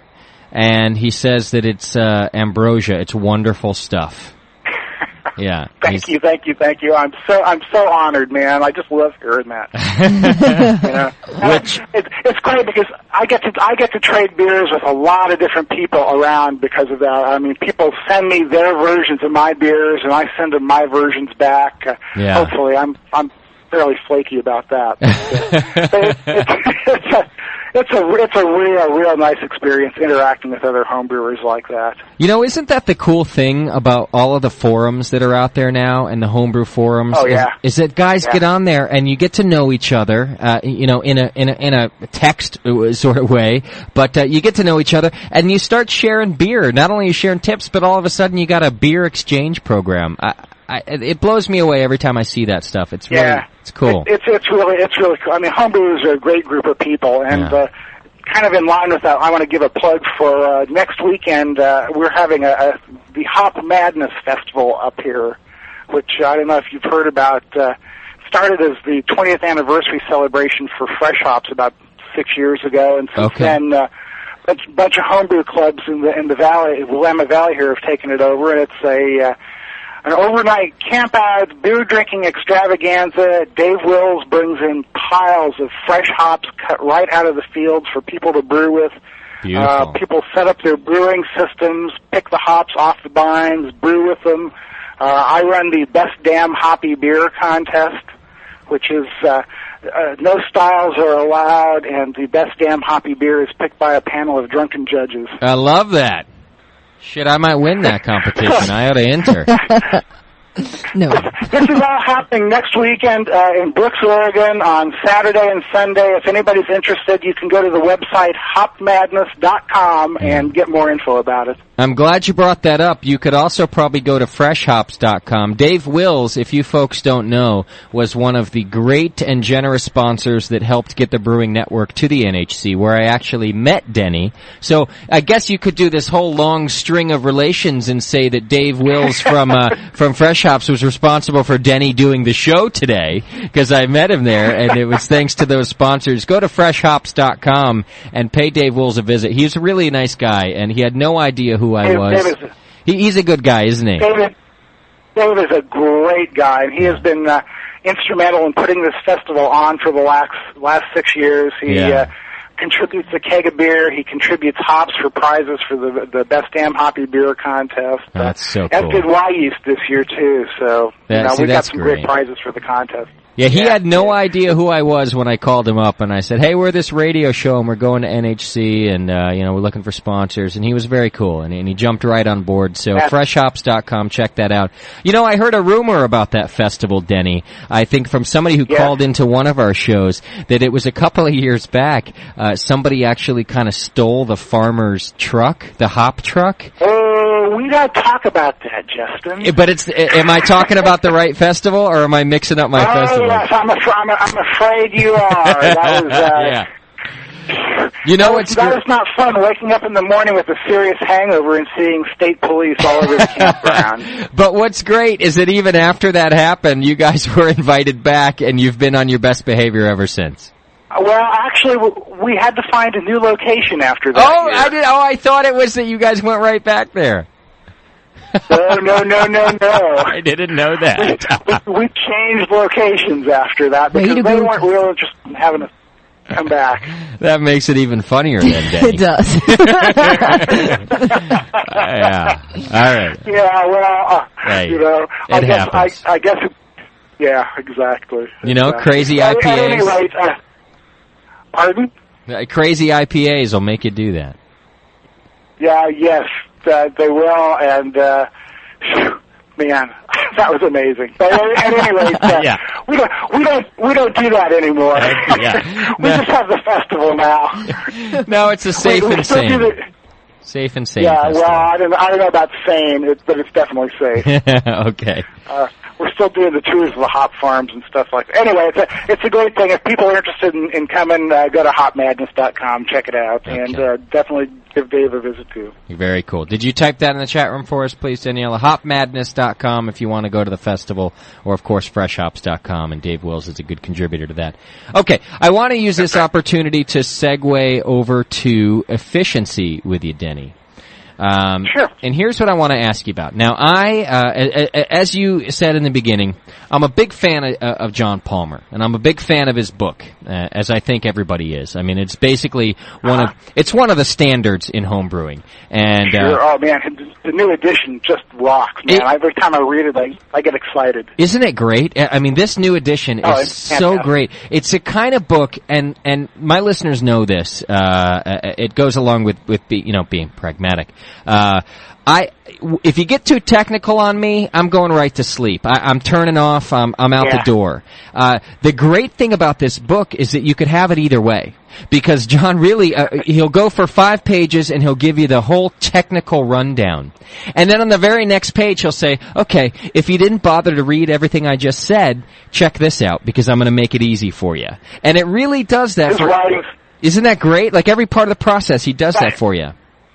Yeah, his writing style is so good in that book that it's just, it just blows me away. It's fun to read, and you're getting information painlessly. Yeah. I mean, it really is. You can read it like I'm a big novel reader. I mean, I really need to be entertained. I got a short attention span, and this is one of those books that I can sit on the back porch and read this whether I'm brewing or not. So all that ass kissing and plugging aside, because I really do like the book. The reason I'm bringing it up is because he talks about different sorts of sparging and then their effect on efficiency. And what John Palmer says is that batch sparging is actually less, and he puts it right in the middle. He's got 3 different types of sparge. He's got your standard fly sparging, basically, which he says has the best efficiency. And then he puts batch sparging in the middle, which has, so for example, if standard sparging is 80% efficiency, he says that batch sparging only has 75 efficiency. And then you can go down to no sparge, which I got some questions for you later, goes down to 65% efficiency. So what do you think about losing efficiency by doing batch sparging? Well, in the first place, it's kind of relative. In the second place, going from 80 to 75% efficiency is, to me, not a big deal. It's nothing, but right? Seriously, yeah. I mean, it really is nothing. I mean, it means it's going to take you another 25 or 50 cents worth of grain to reach the same efficiency. Yeah. But that aside, I don't necessarily agree. I suppose that given a perfect fly sparging system, that batch sparging would probably have to be less efficient. Okay. That said, I don't know anybody who's got a perfect fly sparging system, and I have known of more people whose efficiency has gone up when they started batch sparging than has gone down. Okay. Now, of course, that's not universally true, because there's somebody listening right now who goes, well, that's bull, man. Well, there always is, Denny. Yeah, of course. But, I know of more cases where the efficiency actually went up. So, again, here's an example. Today, my rye IPA, I got 86% efficiency batch sparging. Okay. Wow. Yeah. And that's my average these days, 83 to 86%, and I contribute that to the way I crush my grain more than anything else. Okay. And I think crush is the major variable in efficiency, but I also think that because in order for a fly sparging system to be really good, you have to follow something like John's flow diagrams, where he's showing like water through a system. Yeah. And you have to build a really perfect fly system. Right. And few people have that. Okay. So, I guess that in terms of that, I think that for most people, batch sparging is going to be at least as efficient as fly sparging is. Okay. See, now that's good to know. I'm sorry, John. I love you, buddy, but I just disagree. Yeah. I'll tell him. I'm going to be talking to him in a couple of weeks, actually. So. Oh, great. Yeah. I disagree with him on his first word hopping theory, too, saying you should only use low alpha noble hops, but that's for another show, I guess. Yeah. I'll tell you what. Now I kind of want you and John in town at the same time. If I ever get John on the show, I'm calling you up. Yeah. That'd be great, man. Yeah. Denny and John Smackdown. Yeah. It'll be like the steel cage match of brewing, Okay. That's right. Mr. Slants against Mr. Bozo. Yeah. Okay, so now I like what you say. So just as a quick sum, I like that you say, for one, the difference between 80% and 75% is, you can shake a stick at it. It's not that big a deal. Right, man. Oh, really? Yeah. And on top of that, because it's so difficult to get a perfect fly sparge system, that's probably not even the case. You might even increase your efficiency. Which that is, that's definitely true. Now, and again, people need to realize I am not by any means putting down fly sparging. I'm merely presenting batch sparging as an alternative that has no downsides that I've found. There are people out there with like killer brewing stuff that are really set up for fly sparging, and that's what they should do. Right. Right. It's all about your equipment and the way you want to brew, and so it's like if you want to brew as easily as you can and make really great beer doing it, batch sparging is something you need to consider. Is this almost like the old discussion, Denny, that is it the size that matters, or is it how you use it? I mean, it's kind of the same thing we're saying here. Size. Daniela says... Very easy, size. Daniela says size, Denny. I'm not going there, man. Okay. Now, you mentioned briefly, so before we take a break, I think it's a good time to talk about this as our last question, then we'll take a break, and then I got a bunch more for you too, Denny. But you mentioned that efficiency has so much to do with how you crush your grain. And this has come up with me, and everybody has a local homebrew shop, and of course, a lot of people will order from the big guys, from Northern Brewer and Beer and More Beer too, and I've seen both of their crushed grain. I've actually seen examples in my hands. You're saying, and it's because of how the husk is broken up, right? And what the amount of contact that the water has with the starches in there. You're telling us that how that grain is crushed is all important to efficiency? The phrase is crush till you're scared. Is that right? Yeah.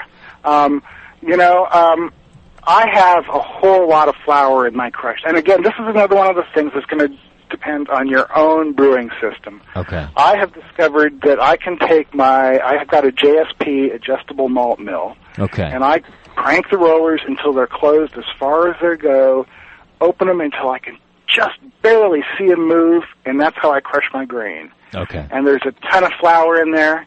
I have had 2 stuck runoffs in 258 batches, and I have never had tannin and astringency problems because I mean, and people worry, that's one thing people worry a lot about in terms of crushing too fine. Okay. And my experience has been if you keep your temperature and pH under control, there's like 3 factors that you have to worry about for tannins, and only one of them is the shredded husks. Yeah. And if you have the shredded husks but can keep your pH and temp under control, that's not going to be a problem for you. And by crushing it so that I get a lot of flour, then I have a lot of endosperm contact with the water, which allows every little bit of sugar to come out of there. Okay. But, and again, this is something that everybody needs to experiment with. If you're buying your grains from someplace online and they're coming crushed already, and your efficiency is low, there may be really not a lot you can do about it. Maybe you can talk to them and ask them to double crush your grains. Yeah. Obviously, what they're trying to do is come up with a crush that's going to work for everybody, and I certainly can't fault them for that. They've got to be conservative in that way. Whereas I can, like anybody else with a mill, can fine-tune their crush. So I would just basically say, if you have your own mill and you feel like you might want to improve your efficiency, and again, efficiency is not it's not a race, Yeah. It's more important to have a consistent efficiency than to have a high efficiency. I would rather know that I was going to have 65% every time than 65% one time and 95% the next time and 80% the time after that. Right. But if you have your own mill and you can experiment, then try crushing a little bit finer and see what happens. And if your efficiency goes up and you don't have any kind of stuck runoff, maybe try it a little finer next time. Until you're scared. Yeah. Okay. Well, that makes sense. I've actually thought about double crushing my next batch because some people have said the same thing, that it might be a grain thing. You buy whole grains in general, Denny, and then crush them yourself? Yeah, I do. Our club does group grain buys once a year, and we just ended up with, what was it, like 6 or 7 tons, something like that. Holy cow. My friend Kevin, who I mentioned earlier, we make the Old Stoner with, and I bought about half a ton of that. So I've got a nice stash of Durst Turbo pills waiting for me. Beautiful. Oh, that's nice. I love that stuff. Yeah. All right, Denny, I don't know about you, but I have to pee. And, okay, man, I got to get another beer. All right, you grab a beer. We're going to take a quick break. I think we make sort of sum up batch sparging a little bit, but I got a bunch of just random brewing questions for you from all of our listeners. So we're going to do a little rapid fire with you when we get back. All right. Okay, man. Okay. Alrighty. Everybody, we'll be right back. You're tuned in to the Denny Conn Batch Sparging Show, or as we like to call it, the Pragmatic Show, right here on the Brewing Network. Hang on a second. We'll be right back.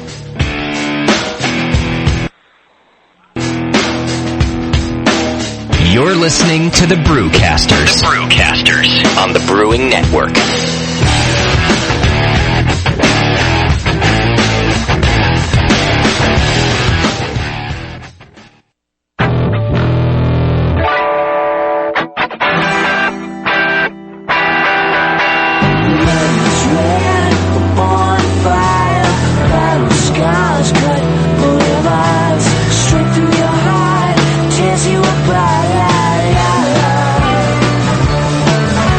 Sick of the blue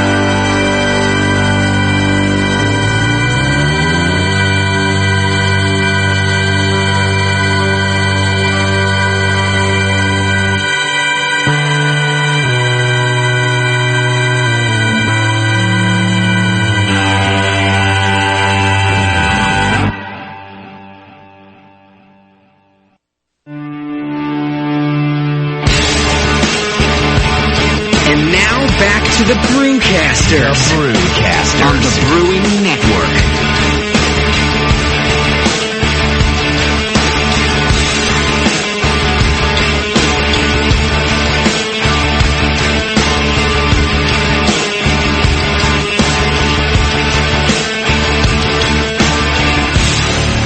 Well, all right. You are tuned to the Brewcasters, and it is the Denny Conn Batch Sparging Show right here with the Brewcasters. The band that you just heard, I gotta tell you, folks, that was the Low Haunts. The Low Haunts. I played them last week as well, and you can go to thelowhaunts.com. They're an unsigned, semi-local band. Denny, the cool thing about this band is that not only are they local to us, but half of them are local to you. The singer and the songwriter lives in Oregon, where you are, and the drummer lives in Dublin, down where we are.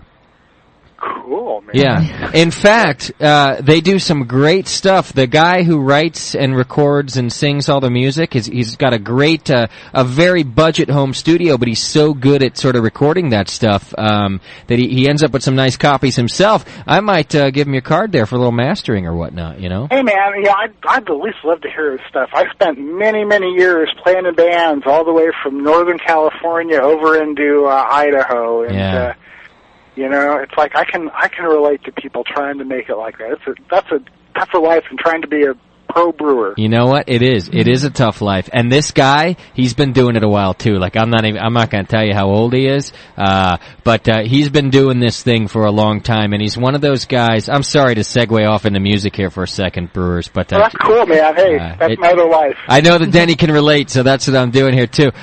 He's one of these guys. You know that you go out and you see these bands, and maybe you find them in a bar, maybe you find them at a local show, wherever you find them, and you see this band, and you go, there is no reason on this earth that I can think of that person's music shouldn't be on the radio. True. Like everybody else's. And this is one of those guys. And that's just the luck of the draw. It's the way it happens. There have been a million bands that are every bit as good, if not 100% better than most of the stuff you hear on the radio, and they never make it out of the bar. And that's one of the great things about shows like yours and the whole internet, man, is that now people like that get heard, That's and right. It's not like confined to just the airwaves like it used to be. Yeah, it wakes things up. So that was the Low Haunts. You can go to thelowhaunts.com, and maybe next time I'm up visiting them, I'm going to come check in on you, Denny. We're going to have some beer Hey, together. man, that would be cool. Come up and brew with me, buddy. Yeah, that sounds like good. Where in Oregon are you exactly?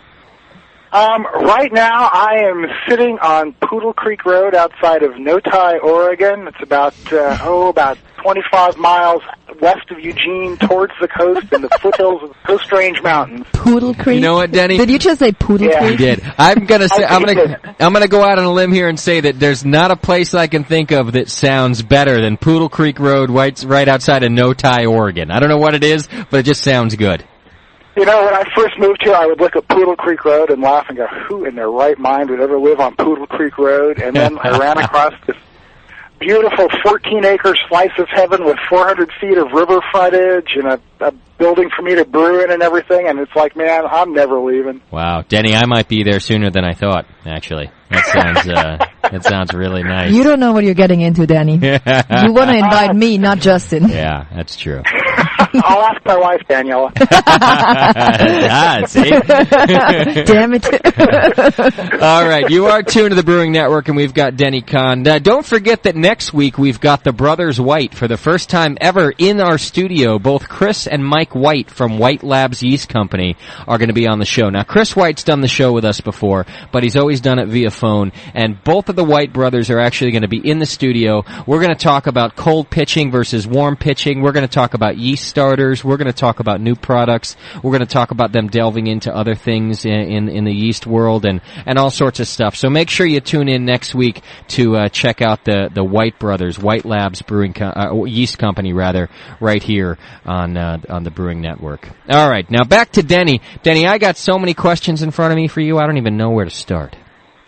Pick one, man. Yeah, I guess that's all I got to do. How about this one? We'll stick to the batch sparging deal, so some random questions about that.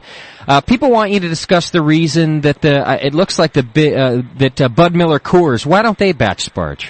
Why don't the BMCs do it? That goes back to the fact that theoretically continuous sparging is more efficient. Okay. And believe me, guys with that much money, have the perfect watering system that we were talking about earlier. Okay. And they need to maximize every cent that they spend on ingredients and everything else. And so for batches the size that they do, batch sparging, I mean, again, this kind of goes back to what I said about I have no desire to be a commercial brewer, and that means that I have no reason to think I need to brew like a commercial brewer. I brew like a home brewer, and what works for me and makes good beer and I have a good time doing. Okay. And for them, when you're brewing on that scale, like we had said for our scale, the difference between 80% and 75% is very minimal, but on a huge scale, 5% is massive. Yeah, exactly. 1% is massive when you're brewing on the scale that they brew, you know? Right.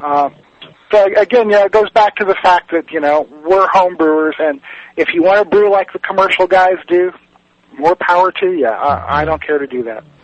All right, I got a call here, and it looks like it's from John Foster he's out at the 21st Amendment anniversary party. So I got a feeling he's not actually listening to the show, Danielle. I think he just wants to call in and party on the phone. Is that what it sounded like? It looks like it's really loud in the background. I don't want to take it. Can you get back on the horn with him and just tell him we're in the middle of Denny Conn? And sure. I'm not going to take it because I know he's not listening and it's totally off topic. All right. All right, thank you. So let's do that. So just grab the phone there and tell him what's what, and we're going to keep going on with Denny. Okay, somebody wanted to know, Denny, do you acidify batch sparge water? No. No. I don't. Basically, in batch sparging, you need to be concerned about the pH of your mash, and if you get that right, the sparge will take care of itself. I'm lucky in that for almost any style that I brew, I don't have to do much to my water at all. If you have to with your water, then definitely do what needs to be done to your mash. But that one of the things that happens in continuous sparging, we talked earlier about how as you're rinsing the sugars out of the grain, you see the gravity of the runoff continually dropping. Well, as that gravity drops, the other thing that's happening is the pH is continually rising and getting into the area where you could possibly get tannin extraction or other undesirable things in your beer. So that's why in continuous sparging, you sometimes, or often, I don't know which one it is, need to keep an eye on the acidity of your sparge water and acidify that. In batch sparging, because you're putting all that water in there at once and then getting all the sugars into solution and draining it out, the pH stays constant throughout the entire sparge runoff, and it stays pretty much at the same pH as it was for your mash. And I realized that's hard to believe, and it was hard for me to believe until I spent a dozen or so batches measuring the pH in my runoff every time, and along with the gravity, and seeing it happen. I mean, it's like I knew the theory. People I respected told me that theory was correct. I couldn't believe it until I saw it for myself, and I did see that. So okay, now I just don't worry about it. Yeah, all right. Hey, good. And you know what? The less you have to worry about, the better, if you ask me. So that's pragmatic, man. That's right. Okay, how about this question? And I think it has to do with some of the same things. Do you use rice hulls in any of your mash? And let's talk about what rice hulls are, if you can explain that before you answer the question, too. Sure. Rice hulls just provide extra filter material, just kind of like when you crush your barley, you want to keep the hulls somewhat intact to provide a filter to help prevent a stuck runoff. If you're having problems with sticking, you can add extra rice hulls, barley hulls, oat hulls. There's a number of things. Okay. They're flavorless. They don't add anything other than the extra filter material. I've discovered you do kind of have to pre-soak them, or they'll suck up more of your mash water than you want to even think about. Oh, okay. And they don't change the pH either? They don't do anything, man, other than just provide more filter material and suck up mash water if you don't pre-soak them, which I discovered the hard way. Okay. I don't normally use them because, again, I just don't get stuck runoff. Okay. If I did, I would. Now, there's a caveat here. I don't make a lot of wheat beers because I'm just not a wheat beer kind of guy. All right. See, people who are online know that about me. It's one of my dirty secrets. Yeah. But, I do make an occasional wit, and even for a wit beer, I have never found a need to use them. And again, being pragmatic, if I started having stuck runoffs, that's one of the first things I'd go to trying. Yeah. Until I do, I don't see a reason to myself. But if you guys out there are having problems, a handful in your mash can certainly be a help. Right. Okay. Daniela, are you seeing a correlation here? Are you realizing that Denny he's like me, except that he's good at it? Except that he makes, like, because he's a hippie. He's pragmatic. Yeah. Right? He doesn't like wheat beer. Yeah. Everyone knows that's very much you. I can't drink the wheat beer. Justin, my man! I know. You see what I'm saying? Like, Denny, you're I think you're like my long lost brother or something. It almost sounds like father. Yes, who knows? But what I'm saying is the only difference so far is that you know what you're talking about. Mm-hmm. Like, that seems to be and the his main. product is good. Yeah, and his product is good. I think the difference is about 225 batches of beer, Justin. I mean, it's okay, like, so maybe that's it. I'll tell you what. If I got Denny Conn in my future, if all it takes is 225 batches and to be at the level there, then I'll tell you what, I got nothing. I got no complaints about that. Oh yeah. There's lots of people out there who make beer as good as mine or better than mine, and all it takes is just practice and paying attention. Yeah. Somebody's saying you're like Denny, but Denny is smart. Yeah, that's right. Well, that's my point. Someone in the chat room is saying that. Thank you, y'all. I'll send you your check. Am I invited for brewing now, Denny? Yeah. Yeah, that's right. Yes. It's just funny because I'm listening to all these things, and he's on a whatever system he can get. He's not great at building all of the things, or doesn't want to be bothered with building all of the different things you got to build. The simpler the better. You know, see what I'm saying here? Yeah. But now you are actually smart too, because you have Dr. Scott for building the things for you. Yeah. You got Jamil for the good advice. You call up Denny for some other advice. You know, so you're not that dumb. Actually, you see that, you just Denny? don't know how to do it yourself. That's true, man. You know, smart is as smart does. Exactly. Yeah. Now, I do want to mention really quickly, now you say you have no problem with stuck sparges, but that is an issue I've heard with batch sparging. And the reason is because, like you said earlier, you're just, you're dumping out that first wort as fast as you can, which doesn't, I guess, mean that you open the valve as fast as you can. You're doing it as fast as you can without getting a stuck sparge. But it is a risk, right? When you run off faster, you're risking getting stuck. Just yes, and it's one of those things you have to learn about your system, and that's why I always say to people, you run off as fast as your system will allow you to run off. Okay. When I'm doing a batch, like say today, my Vorloff takes me about 2 to 3 minutes. Wow. And then to run off the 3.7 gallons of wort in my mash for the first runoff takes another 3 to 5 minutes. Okay. Wow, that's quick. And so then I get my batch sparge water in, another 2 or 3 minutes for the Vorloff, another 3 to 5 minutes. So my entire runoff from the end of mash to the time I start my boil, the entire runoff and sparge process takes maybe 20 minutes or so. Yeah. As compared to, say, 45 minutes to an hour when you're doing a continuous sparge, where you need to go slowly to rinse those sugars out of the grain. So if it only takes 20 minutes, then how long are you letting that batch, when you throw your sparge water in there, how long is that sitting? Not at all. Just long enough to stir it up and recirc. And then it go, yes. When I learned batch sparging, I think that it was Ken Schwartz who on his website said to put that water in there, let it sit for 10 minutes, stir it thoroughly, then Vorloff and run off. And I did that for years.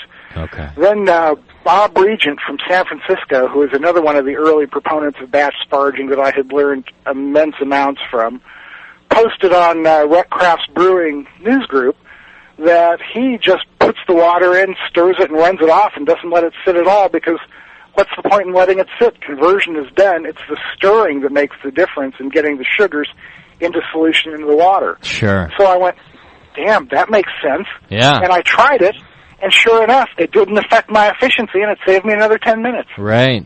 So the key is that you're just rinsing and getting the sugars into solution and dumping them right back out. Yeah, so there's nothing to be gained by letting it sit. Now, there are people who still like to do that. As a matter of fact, I haven't changed the instructions on my website, so it still says to do that. But it's really not necessary. There's nothing really to be gained from it. There's no harm in doing it. But it's just not a necessary step. Okay, so before I move on to some of the other questions we have about other topics, then, let me throw this question at you, and you can use it sort of as a summary of why you like batch sparging so much. So the question that came through from the chat room is basically, what are the apparent benefits to batch sparging as you see it? And then maybe use that just as a point to say, this is the point of batch sparging. I like the as you see it, because this is going to be, particular to everybody's point of. I mean, everybody brews for different reasons and gets different things out of it. Yeah. For me, the benefit of batch sparging is I don't need to spend money on equipment that I can do without. Okay. To me, it's faster, it's easier, and it's more fun. And I say that coming from the standpoint of when I tried fly sparging, I didn't have a nice system like you do, stuff like that. Yeah. And although I know people who have those beautiful more beer systems and stuff, and who do batch sparge on them, and that works great too. Sure. But for fly sparging, you pretty much need more equipment than you do for batch sparging, and I didn't want to make the investment in the equipment, and I'm just not an equipment geek. I'm the kind of guy who just likes to get out there and make beer. That's fair. Yeah. Okay. And that it works for you. You haven't noticed, in fact, you noticed an increased efficiency, and it just kind of rocks and rolls for you. Well, and people don't tell me my beers suck. That helps. Yeah, I mean, it's like if people, it's like I've heard there was somebody in one of the discussion groups who said that they mentioned their local homebrew shop owner that they had sparging, and the person at the homebrew shop said, "Oh, that makes dirty beer." Yeah. What does that mean? I don't know what that means. It's like, So it's like if people were saying to me, "Boy, Denny, there's something wrong with your beers. You might want to reconsider your sparging technique." Right. Then I probably would. Sure. But as long as that doesn't happen, and people like my beers, and then I figure there can't be anything wrong with it. Plus, not everything that's dirty is bad. Like, let's take dirty movies, for example. There's nothing wrong with those. So, I mean, for them saying that they're dirty beers, it doesn't mean they're being negative. True. Well, that's true. That's the way I took it. Yeah, you took it. Of course you did. You're my long-lost brother. That's right. There may be a difference between dirty beers and dirty movies. Yeah. Maybe, but I'm not sure I want to find out what that difference is. Yeah, we won't go there. A quick note came through from the chat room, somebody who apparently knows the deal. They want me to give the correct date for Hop Madness. Yeah. And it's August 26th and August 27th. That Denny was talking. Yeah, they were talking about up there. It's up there in Oregon. August 26th, August 27th, and it's a great festival. We had somebody call in from the homebrew club that runs it. It was a long time ago, so I don't even remember who it was exactly. But they told us all about the whole thing, and it was just it sounds like just a great festival. So, Hop Madness, August 26th and 27th. Thank you for correcting the dates. Yes, no worries there. Okay, how about this question? And this is a very general question. It goes back to the show that we did a couple of weeks ago, but I'm going to throw it on you, Denny. The question from the chat room says, my buddy taught me how to brew extract, and he has since moved away. I now want to go all grain. Can I go all grain without somebody showing me how to do it?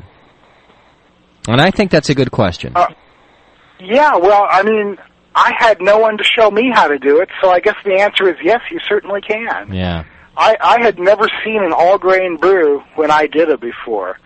I read about it on the internet. I mean, I was lucky that within about 3 weeks of the time I did my first extract brew, I ran across the Rec Crafts Brewing news group, and that referred me to other resources.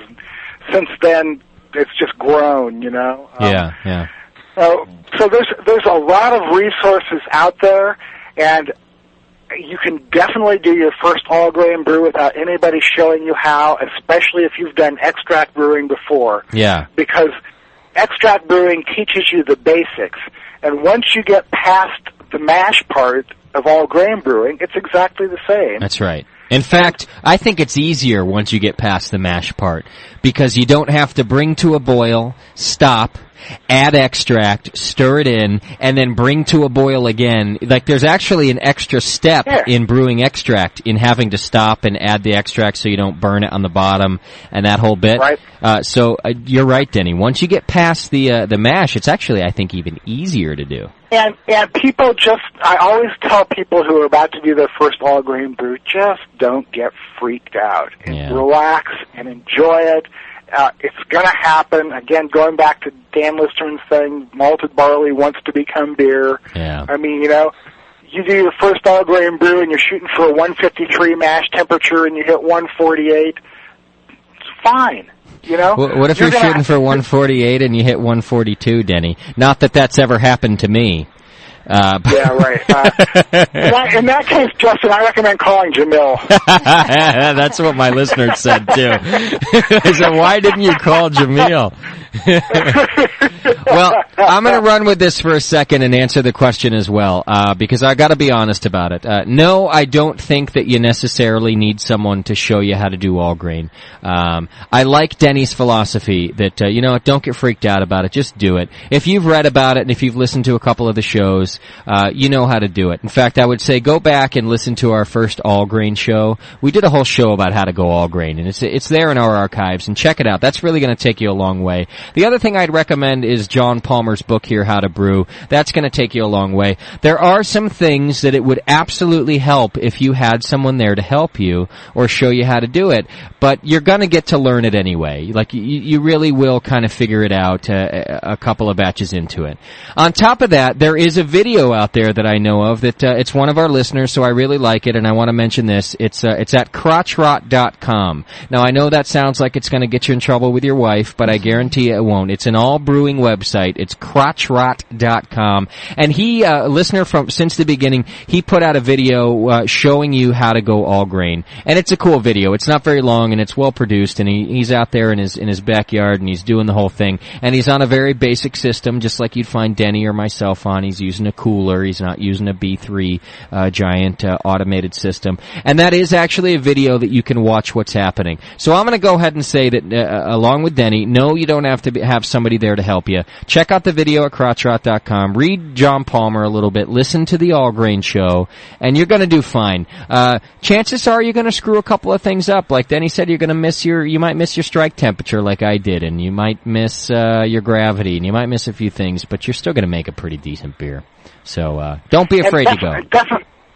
And definitely take really good notes so that next time you can say, okay, I was going for 148, I hit 142, let's go 6 degrees hotter on the strike water and see what happens. Yeah. No, that's a good idea, and that's something I suck at, too, is taking the good notes, yeah. I've gotten better at it because of advice like that been given to me, but you're right, because you want to know, the difference between what you did wrong and then the next time what you did right, and the only way you're going to know that is if you took good notes.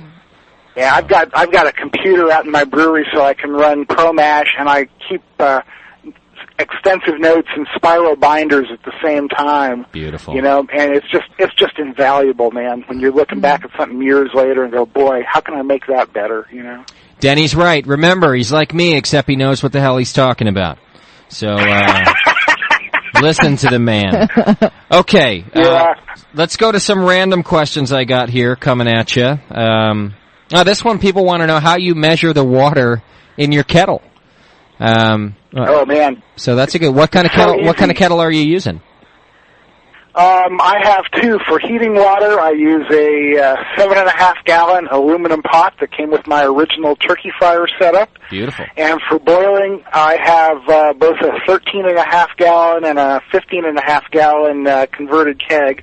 I use the smaller one for the 5 gallon batches that I normally do. And many years ago, in one of those homebrew contests that I entered, I won a wooden paddle for stirring. So what I did was I dumped water into both of those pots, half a gallon at a time, and I marked one side of that paddle with red marks for the converted keg and the other side with black marks for the 7.5-gallon pot, and I just stick them in and see how much I got. All right. Easy, right? Okay. I've gotten... Cheap and easy, man. Cheap and easy. That's the way we like it. Just like our dirty movies. Cheap and easy. That's right. Okay. Me. Here's a question that I've gotten twice now for you. And it starts out mentioning your sideburns. They're calling you Mr. Sideburns, Denny. They're making... I have a beard. Yeah, I think they're just making fun of your hippiness and thinking that your beard actually is sideburns. But, they're not sideburns if it's connected to a beard, folks. Just like you, Justin. That's right. That's right. They're only sideburns if you chop off the beard part of it. Yeah. But otherwise... No, I did that in high school. And not since then? It's been 40 years. That's awesome. You know, it's kind of awesome. Is that my dad's like that too, Denny? And I've had a beard now for a few years. I've not cut it off. You know what worries me is that I'm going to do the same thing. And 40 years down the road, I'm still going to have this beard. And what the hell is under that thing? You see what I'm saying, Denny? Like, does it ever bother you that you wonder what's under that thing? 25 years ago, I shaved it off. My wife was out. She came in. She looked at me, did a double take, screamed, and wouldn't look at me again until I grew it back. See, and I can relate to that. Yeah. I wouldn't want to look at Justin either without his beard. Yeah, it's a scary thing. I came to the conclusion that the less of my face you can see, the better it is. And I think that that's what it is that happens to those of us who grow beards and keep them for so long. You guys are brothers. That we realize that. We go, okay, I'm ugly. And exactly. I can live with that. Yeah, I'm okay with that. I'm old enough now to realize that I am, and it's okay. Yeah, that's right. All right. Well, the question goes, Mr. Sideburns, they say, but they really want to know about first wort hopping. Yeah. And I know this is a whole discussion that we could have, but first of all, what is first wort hopping, and describe us how we do that. First wort hopping is adding a portion of your hop charge to the initial runoff from the mash tun and leaving it in throughout the rest of the boil. When I first heard about it, it was touted as a way to add great hop aroma to your beer. When I tried it, I got no aroma from it whatsoever, but I just got incredibly great hop flavor. Okay. This is one area where I decided, well, you know, I know that George Fix is a great guy, and he knows a lot of stuff, but if my experience disagrees with him, I got to go with my experience. So I use first wort hopping for aroma, or for flavor in beers, for hop flavor in beers. Yeah. First wort hopping also, contrary to what you might think, provides a very smooth, mellow addition to the bitterness of beers. And I don't know the exact chemistry, and I don't know if anyone does really, but basically what happens is that even though the hops for the entire 60 minutes of the boil, they don't contribute the same amount of bittering as a regular 60-minute addition would. Really? No, and the bitterness they do contribute is a very smooth, mellow bitterness. So I've been experimenting recently with making a number of IPAs with only one hop variety and doing nothing but first wort hopping and dry hopping them. Okay. I use the first wort hopping both for I use a huge amount of first wort hops so I can get a good amount of bitterness, and then that also contributes a large amount of flavor, and then I dry hop them afterwards. All right. Now, one thing I mentioned earlier was that John Palmer says, as does George Fix and a couple other people, that first wort hopping should only be done with low alpha noble hops. Well, of course, when I hear something like that, it's like, what do you mean? It's like a challenge. So, exactly. So, you know, I've done it with, like 12% Simcoes and 17% Columbus and, 15% Chinooks and stuff like that. And I just love them all. Okay. And, so I think that a lot of that depends on, what you're looking for in a beer. Obviously, it's dependent on your own taste. Sure. But first wort hopping is a great way to get a really forward hop flavor into the beer and make a really nice, smooth bittering addition also. And now, when you say you take it on your first running, so you add it, you're adding it to the kettle, not the mash tun. You're taking your wort out of the mash tun, you're putting it into your kettle, and that's where you put those hops in before you've ever brought it to a boil? Exactly. I mean, Okay. for example, when I made the rye IPA today, it takes an ounce of Mount Hood's first wort hops for 5 gallons, and so as soon as I started, I finished the boil off, started redirecting the wort into the kettle, and I threw in the ounce of Mount Hood's and just let them steep in there throughout the runoff, throughout the sparge runoff, and then they were in there through the boil. Gotcha. So you do it from your first runoff, then you still do your batch sparge, and your hops are sitting in there as you're doing your batch sparge. Yeah, exactly. Okay. And apparently some sort of chemical reaction is happening as they sit there Yeah. that kind of fixes the alpha acids so that they don't give you as much bittering as they would if you tossed them into the boil for 60 minutes. Okay. It's juju, man, but it works. Hey, you know what? There's nothing wrong with a little juju in brewing. I like that, actually. So, That's right. okay, and then you just end up with just a nice, smooth, hot flavor out of it. I like that. A great hop flavor. I love it. I use it in IPAs, pale ales, pilsners, alt beers. It's just killer in a German pilsner. It's a really great technique. Okay, great. I like it. Okay, how about this question now? And we're going to try to get through, because I got a few things. I still want to do a couple recipes with you, Denny. So let me try to get through a few of these questions and then get to recipes before it gets too late, too, and then we can get out of here. Someone wanted to know, and this came through much earlier in the show, another type of sparging is actually not to sparge. You got your fly sparge, you got your batch sparge, you got all these different ways, and one of them is to not sparge at all. And so in the no sparge method, you basically are getting your entire wort out of your mash. You do your initial strike and you do your mash and you get your wort out, and that's it. You're done. You're not rinsing it. You're not batching it. You're not doing anything. Just so you all know. The question then, Denny, for you is, do you have any tips for no sparge brews about how to get the most out of it? Anything you got there? Not really. Like I said, about the only time I do a no sparge brew is when I do a party guile for our barley wine. Right. I would say if you want to do a no sparge brew, and there's a lot of guys who do that because they would rather spend the extra money on grain than spend the extra time doing the sparge. Sure. That's cool. Yeah, absolutely. But just expect a low efficiency. You mentioned that John Palmer had quoted around 65% for no sparge. That's right. Yeah. My experience is closer to 55%. Okay. So just be prepared for a low efficiency, and other than that, I mean, I know it's a very controversial point, yeah, but my gut feeling is that the less you sparge, the better quality your beer is going to be. See, and that's kind of the theory about the no sparge. And this is so subjective that I would never try and convince somebody that I could really tell a difference. But I think, from my gut feeling, is that batch sparge beers are better than fly sparge beers, and no sparge beers are better than batch sparge beers. Yeah. But I'm not willing to take a 30% hit in efficiency every brew to make a no sparge beer. To prove it, So I consider batch sparging to be a really good middle point, It's a fair compromise.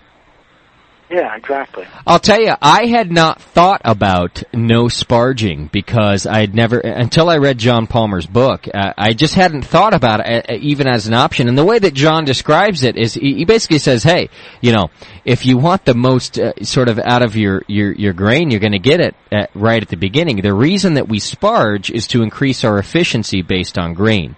So he says that, look, a professional brewer is never going to no sparge, essentially. They're never going to know sparge because they can't afford to do it. You're talking about huge amounts of grain here, and to them it matters. So when they have to add 5% of grain, you're talking about $200 to $500 to $1,000. It depends on the brewery, doesn't it? But a microbrewery, let's just take your local microbrew. So even the smallest microbrewer that you can think of, to do a no sparge, you're talking about $500 for just a few, for the extra efficiency.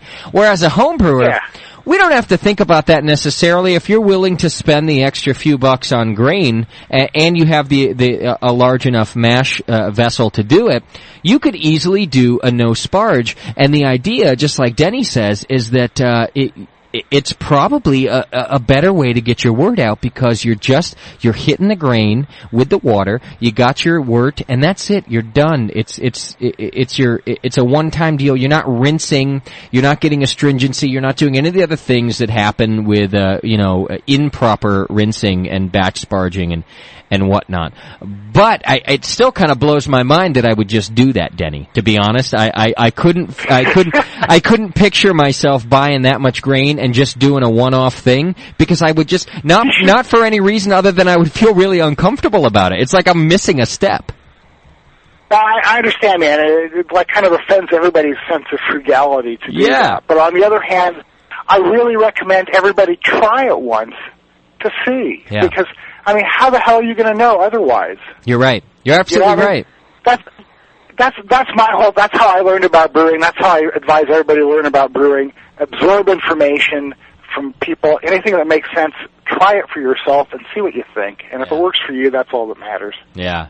Pragmatic, right? That's right, pragmatic. And just the no sparge thing is it's a very interesting, yet it makes all the sense in the world, doesn't it? Because you just add water, and you get the word out, and that's it. Like, that's your word. And it really makes a ton of sense. You're just talking about efficiency and costs, So. Yeah, exactly. Okay. It's worth a try for anybody who's interested. I agree with you. I think especially you pointing out that batch sparging is this great sort of compromise and this in-between.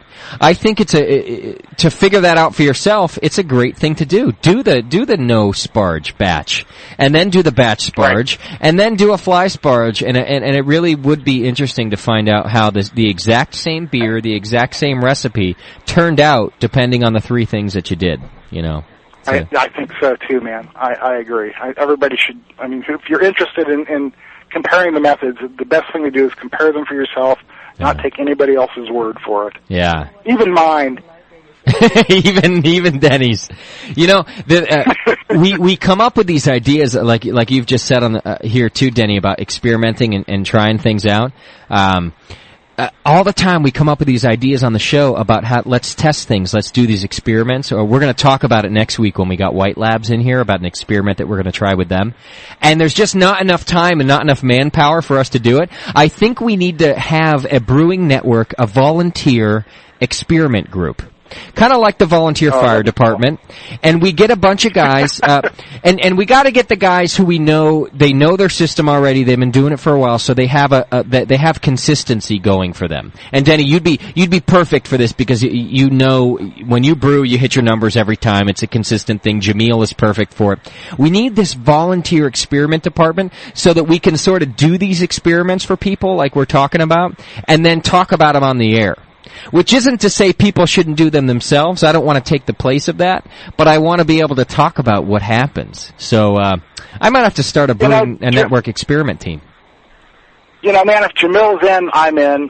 He and I were talking about something kind of similar at NHC, and I think that'd be way cool. Yeah. I mean, I think we have the resources, we have the listeners to do it, and it'd be great to throw it out there for them. And what we do is once every few months kind of throw out this experiment, and we give a recipe, say for example, let's just for example, we're going to do what you just said. So we give one recipe, and we have the experiment team go through a no sparge, a batch sparge, and a fly sparge, and then give the numbers back to us. And then we could sort of average out the numbers, and it's sort of a more efficient way to experiment because we've got a bunch of people to do it than it is on an individual basis, and we can kind of throw the numbers out there. Better than numbers, have the experimenters then send you the beers for tasting. Well, I think that's a given, Denny. Yeah. How could I be so naive? Yes. I mean, I didn't say it, but I just assumed that we'd have gallons and gallons of beer sitting in the studio here from all the experiments. In fact, that was the point of my conversation. Oh, very clever. Yeah. Okay. How about this? If you could quickly give us, again, a question from the chat room, your opinion on decoction mashing. Oh, man. I know. It's a tough one, isn't it? I don't want to go here.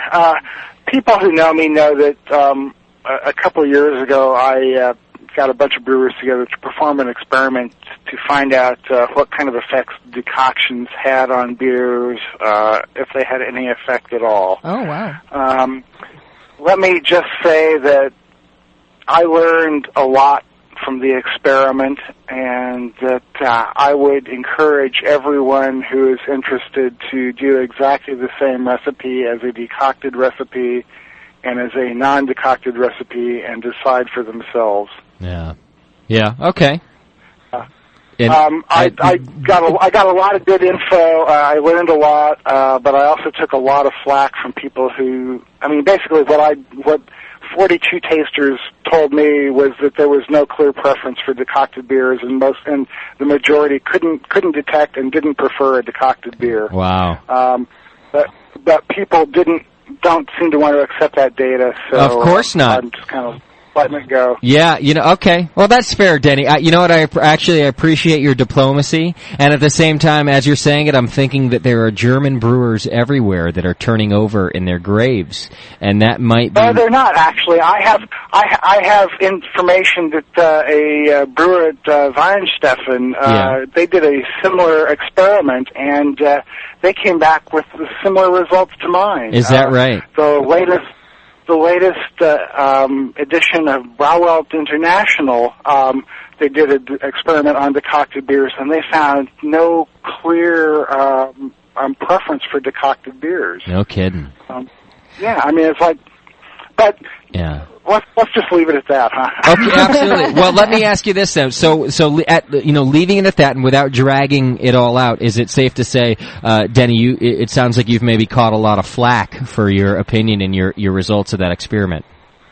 Yeah, that's very true. Okay, yes. well, fair enough. And that would make sense because decoction is a very old method, and hey, old habits die hard, Denny. So, well, when I was researching all this, I ran across a guy on the Pro Brewer Forum who decocts beers at his brewery and doesn't really think that it makes any difference, but he says that he's reluctant to admit that it doesn't make a difference after going to all that work. Yeah. And I'm afraid that maybe has something to do with it. Yeah, sure. And that would have a lot to do with it, I would think. Okay, how about this? Totally off topic, another subject entirely. Question from the chat room. Denny, what are your favorite hops to use right now? Oh, man. Tough one, huh? Yeah, it is, because I don't really have a favorite. I'm trying to use up my crop of homegrown Cascades from last year, because this year's are ready to harvest, and I got to get out there and get them. I still have about half a pound left from last year. Wow, how many plants do you have on your 14 acres there?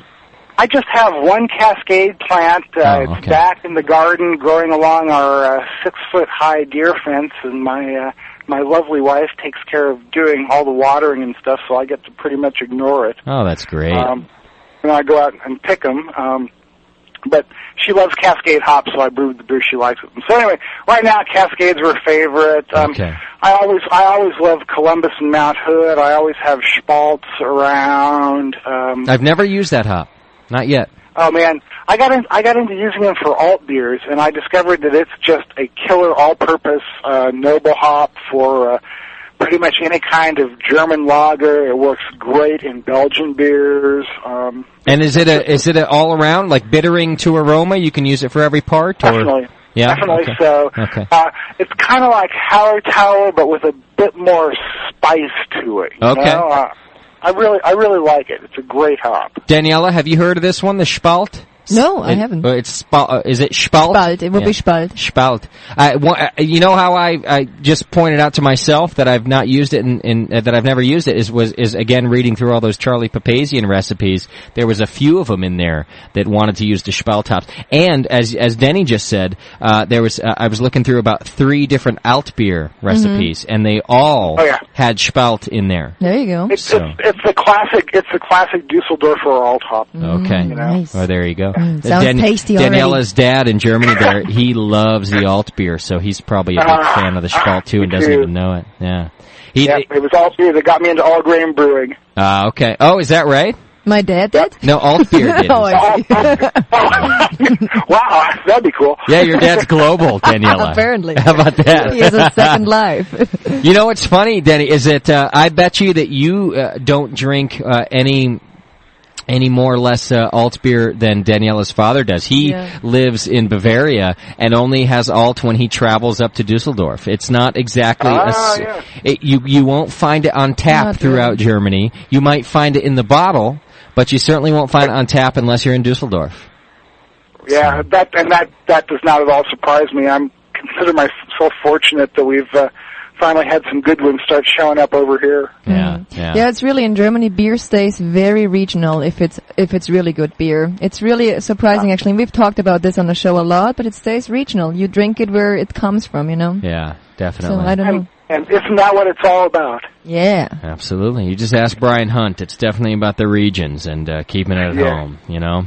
Okay, how about this? A couple last questions for you.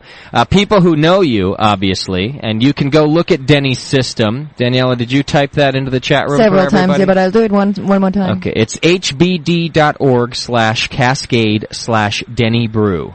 And you can look at his system. The question from the chat room about your system, Denny, is have you made any upgrades or are you still keeping it ghetto? They want to know. Totally ghetto, man. Good for you. When you look at that website, there is not a piece that has changed since that day. With the only exception is that back when I posted that, I was using Carboys, and I no longer do that.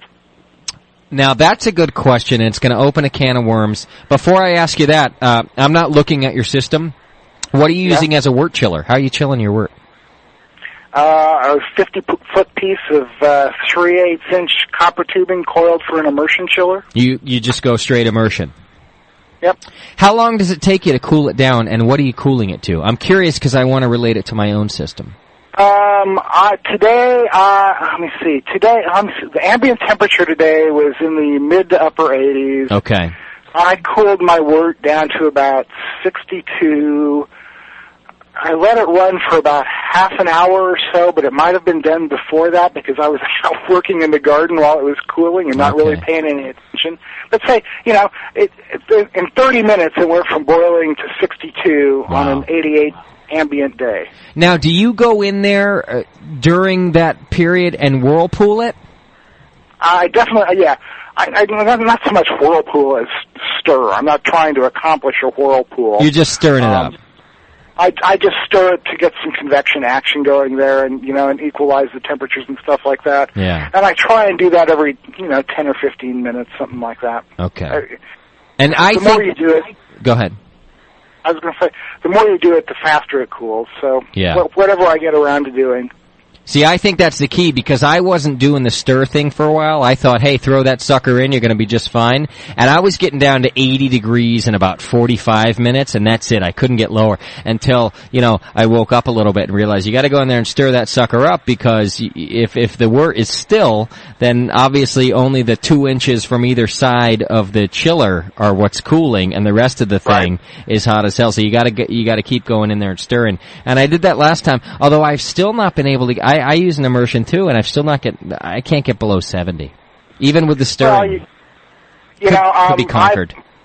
It could be where you live. I mean, like I said, I live out in the foothills of the mountains, and I have a well that goes down and has pretty cool water almost all the year long. So that's a real advantage for me. Yeah, the cold water's got to help. Yeah. I mean, and it's just I had a counterflow chiller at one point, and I used it a few times, and the time it was taking me to sanitize the counterflow was taking me longer than it was to use an immersion chiller, so it's like, thank you, this is gone. Yeah, definitely. Okay, last question for you, Denny. No promises, though. But the last one I got in my hand here, and we just were about to open the can of worms a second ago, so let's do it quickly. People want to know about your opinion about fermenting in either glass or plastic. And I spoke to you earlier before the show, so you had mentioned that you did glass for a long time and now you're plastic. So give us your experience and what do you think, glass versus plastic for fermenting? You know, it's kind of like continuous versus fly sparging. You can do what you want, and they're both fine. The bottom line that I've found is that there's no downside to plastic. I used nothing but glass for the first 7 or 7.5 years I was brewing. You know, they're great. They have all the advantages. They do the lava lamp effect. You can watch the fermentation, yada yada. And then one day I was brewing a batch of double decocted Pilsner, and I was going to use the yeast cake from another batch of double decocted Pilsner.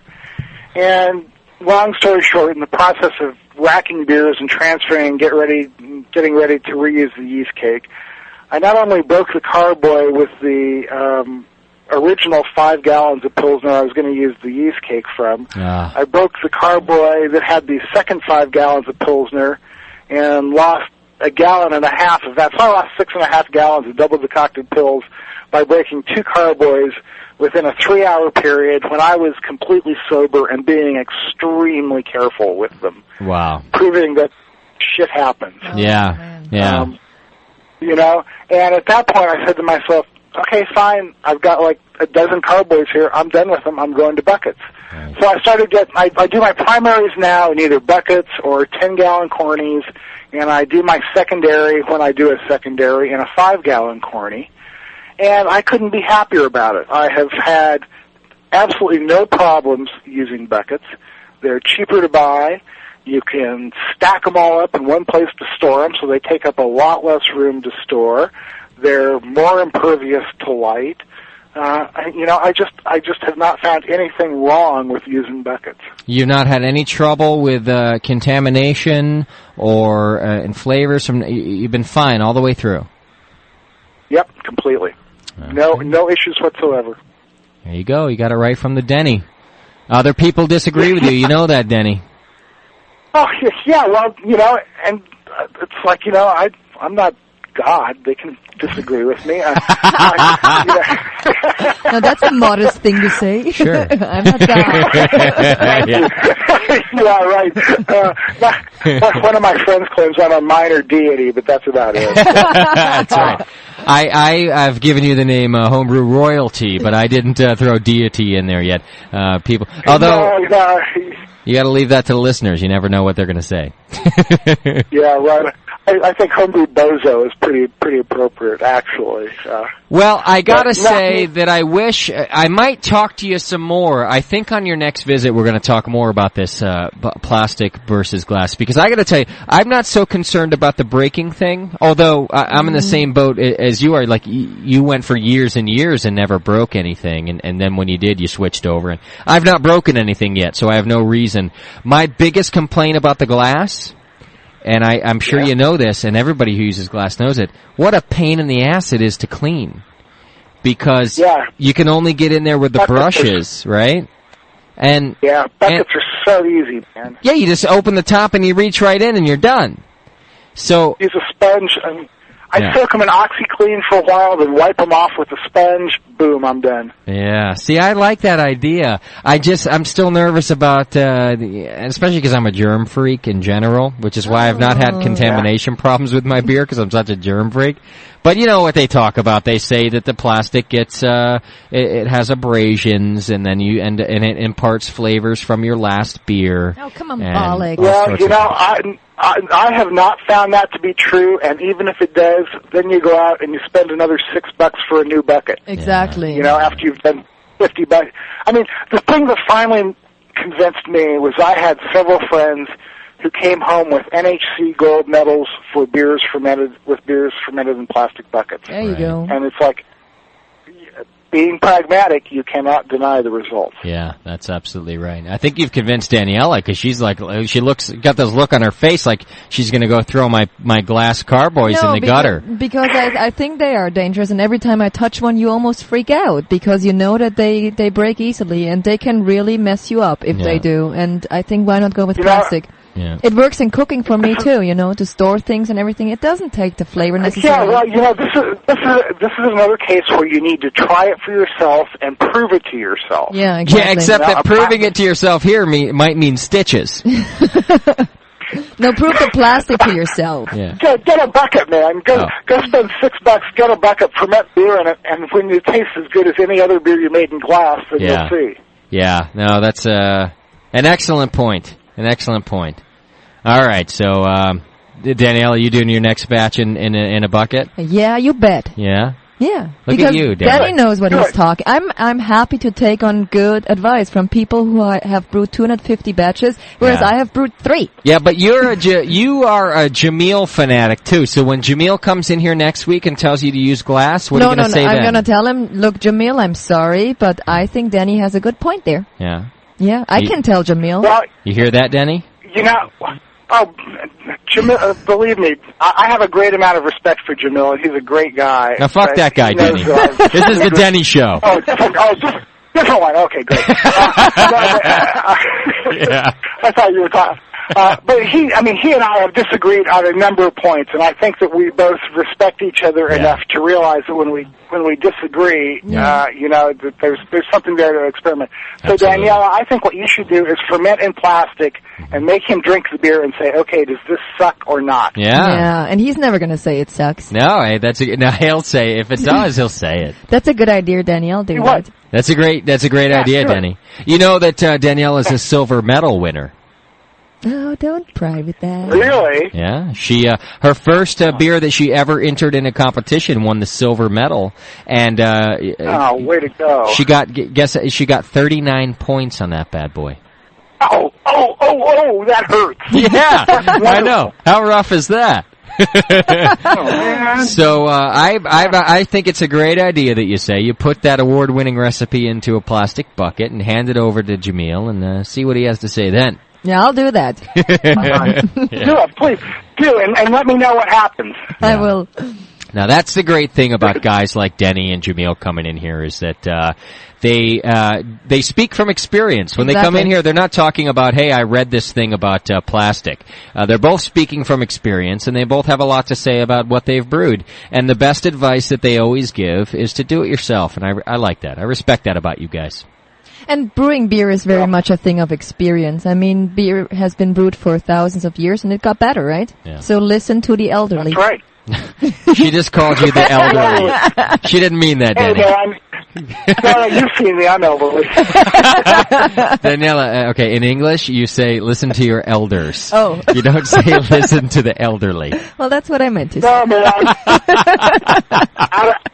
I got lost in translation. You know? I think she was right the first time. Denny, do you ever come to Northern California? I very, very seldom travel. I basically hate traveling, and this is such a beautiful place. I love it here. But, man, if I come down there, I'm coming by to see you. Yeah, we got to do it. Oh, yeah. Love to have you in here, and come and join us. I want you to co-host with us too. I think not only are you a great guest, but you have a lot of input as a co-host when we have other guests in here talking about things. So I might try to get you on Skype as a co-host, but I sure would love to have you in the studio. That's why I'm asking. Hey, you know, if it works, I'd love to do it. You know, we'll see what happens. I still want to do the Palmer Smackdown. I know, I like that too. That's a great idea. I like that Denny too. He's a hermit. He's like, I'm a hippie and I got a great plot of land here and I'm comfortable and my beer's on tap. Why am I going to go anywhere? Yeah. You know? Somebody suggested, Yeah. Somebody in the chat room suggested we should be broadcasting from Denny's house, actually, from his brew house. I think that actually is, it sounds to me like that's a more viable option, is that we head up there for a show rather than you head down here. So maybe once I get beyond a 26K dial-up connection, you're on. All right, yeah. He's out in the sticks, so you have to get a satellite or something. Yeah, right. Okay, let's do this, Denny. Before we let you go, we're coming to the end of the show. I want to wrap up a batch sparging, so I want to. I know we've done it. I want to give some main points again. Let's just cover this a question that came through earlier that we did answer, but I'm going to ask it again, specifically from the chat room. Does the amount of water that you're using matter when you're batch sparging?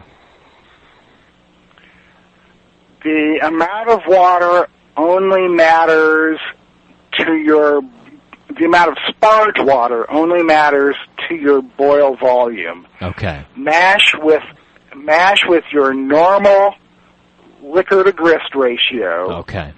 And then use enough sparge water to get to the boil volume you need to have for your system. Okay. And then you like to let your batch sit for 60 minutes, longer if it's going to be a heavier beer. Longer if you want more fermentability out of the beer. You know, if you want a more fermentable mash, a lower finishing gravity, let it sit a little bit longer. That'll help a little bit. Okay. Mash temperature is the main variable in that, but mash length also makes some difference. Okay.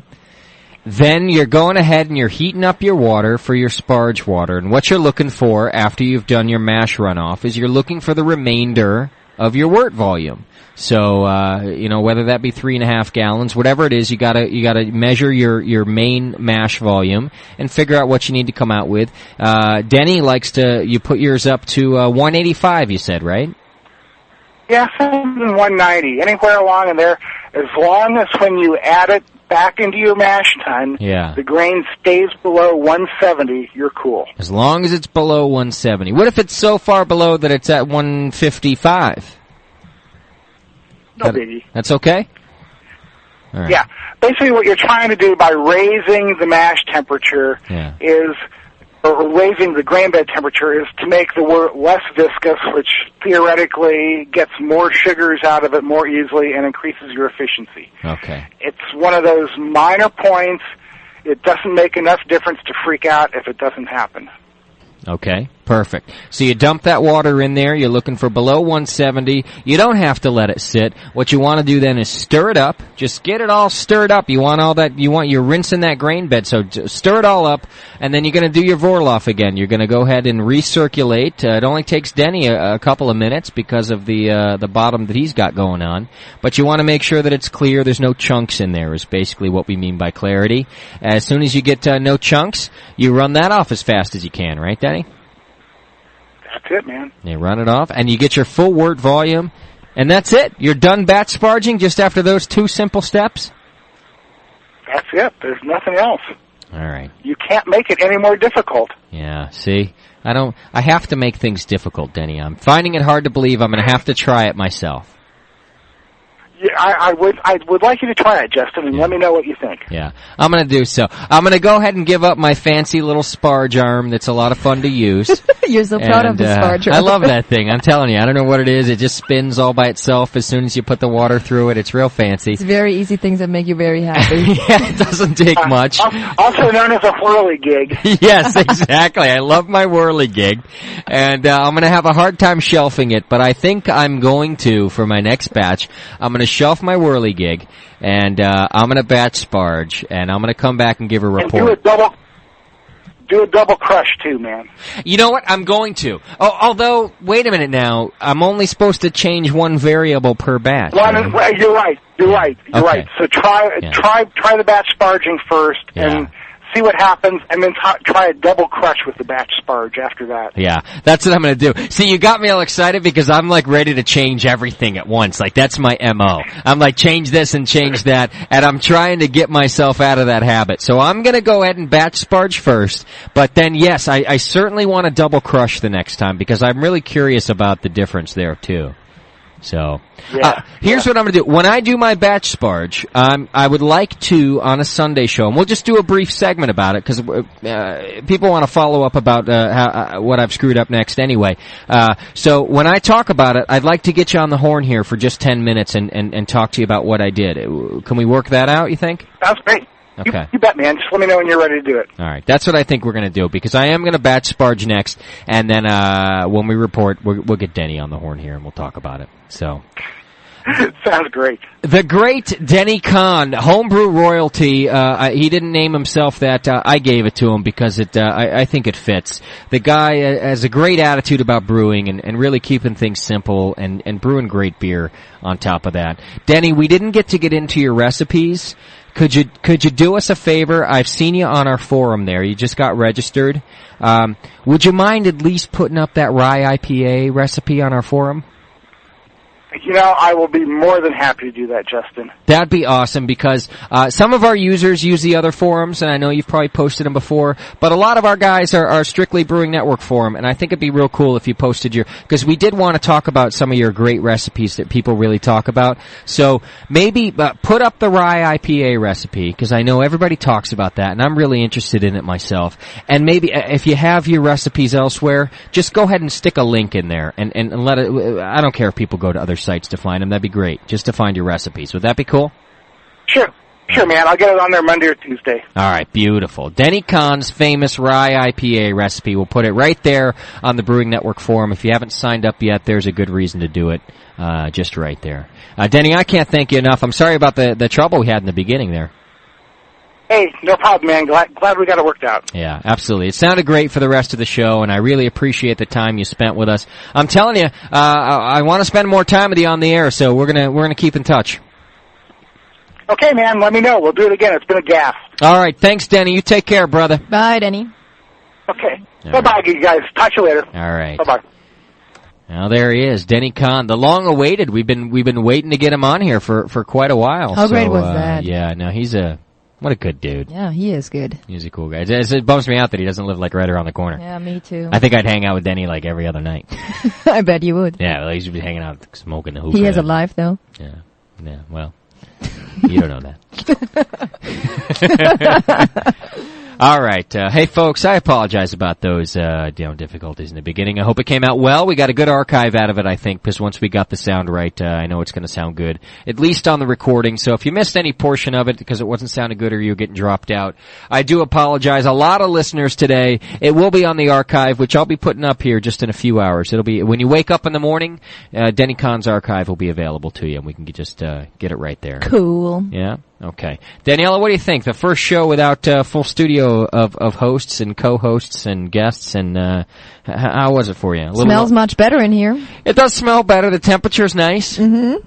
It's only you who stinks, so that's better. Yeah. Less exciting, maybe, because people aren't like tossing beers back and taking their pants off and stuff. Right. We're naked, though. Yeah, you got that going for us. Okay. I liked it. Can we not have them back ever? No, we gotta have them back. No, Next week, Dr. Scott's gonna be back, of course. Fortunately. Hey, I forgot to mention in the beginning of the show, Daniela, you know about this. You can check it out on our forum, too. Kilroy? Yeah. Yeah. If you haven't seen it yet, the Brewcasters are now in our very own comic strip. For the first time ever, we've made it into a comic strip. How cool is that? It's so awesome. I love it. Go to WD, as in dog, MG, WDMG, which is very different than, WMDs. WDMG, as in George. Thank you. WDMG.org. WDMG.org. It's a comic strip called Where Drunk Meets Genius. It's a very cool comic strip. And the man who writes the comic strip has recently found the Brewing Network, and he's done for the past week a whole homebrewing segments. And then the past 2 comic strips have been devoted specifically to the Brewcasters, and they're hilarious. They're really funny. Are. It's awesome. And they're so our life, it's crazy. Yeah. It's like Kilroy knows us. Yeah, no, he's a cool guy and really jumped in there. So if you haven't seen those yet, go to our forum under Beer Radio. You'll find it there. It's under Where Drunk Meets Genius. Or just go to WDMG.org.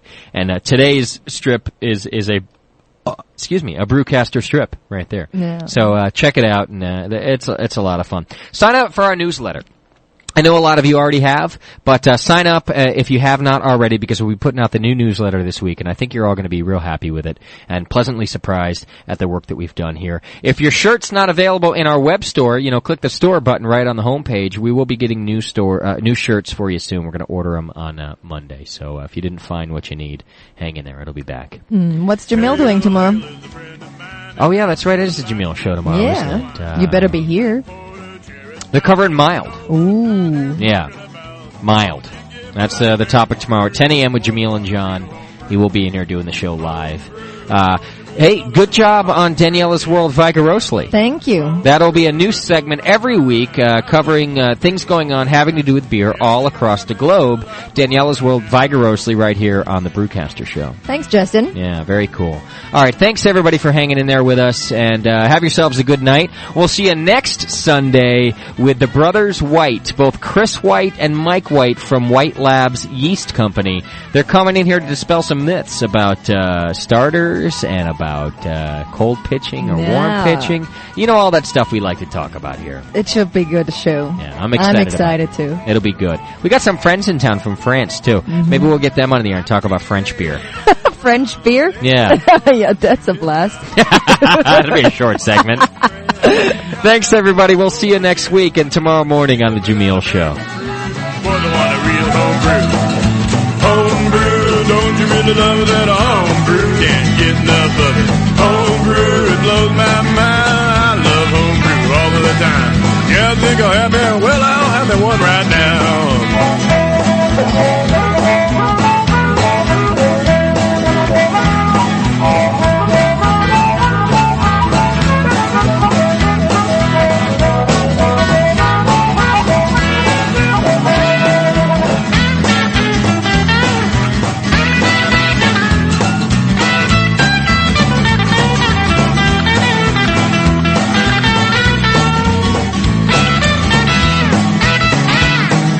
Give me a wheat beer on a hot summer day. A bark will do me when the skies are gray. I'll take a Belgian brew anytime, and the women think the lambic fine. But don't you give me that American crude, boys, I want a real homebrew. Homebrew, don't you really love it that homebrew? Can't get enough of it. Homebrew, it blows my mind. I love homebrew all of the time. Yeah, I think I'll have me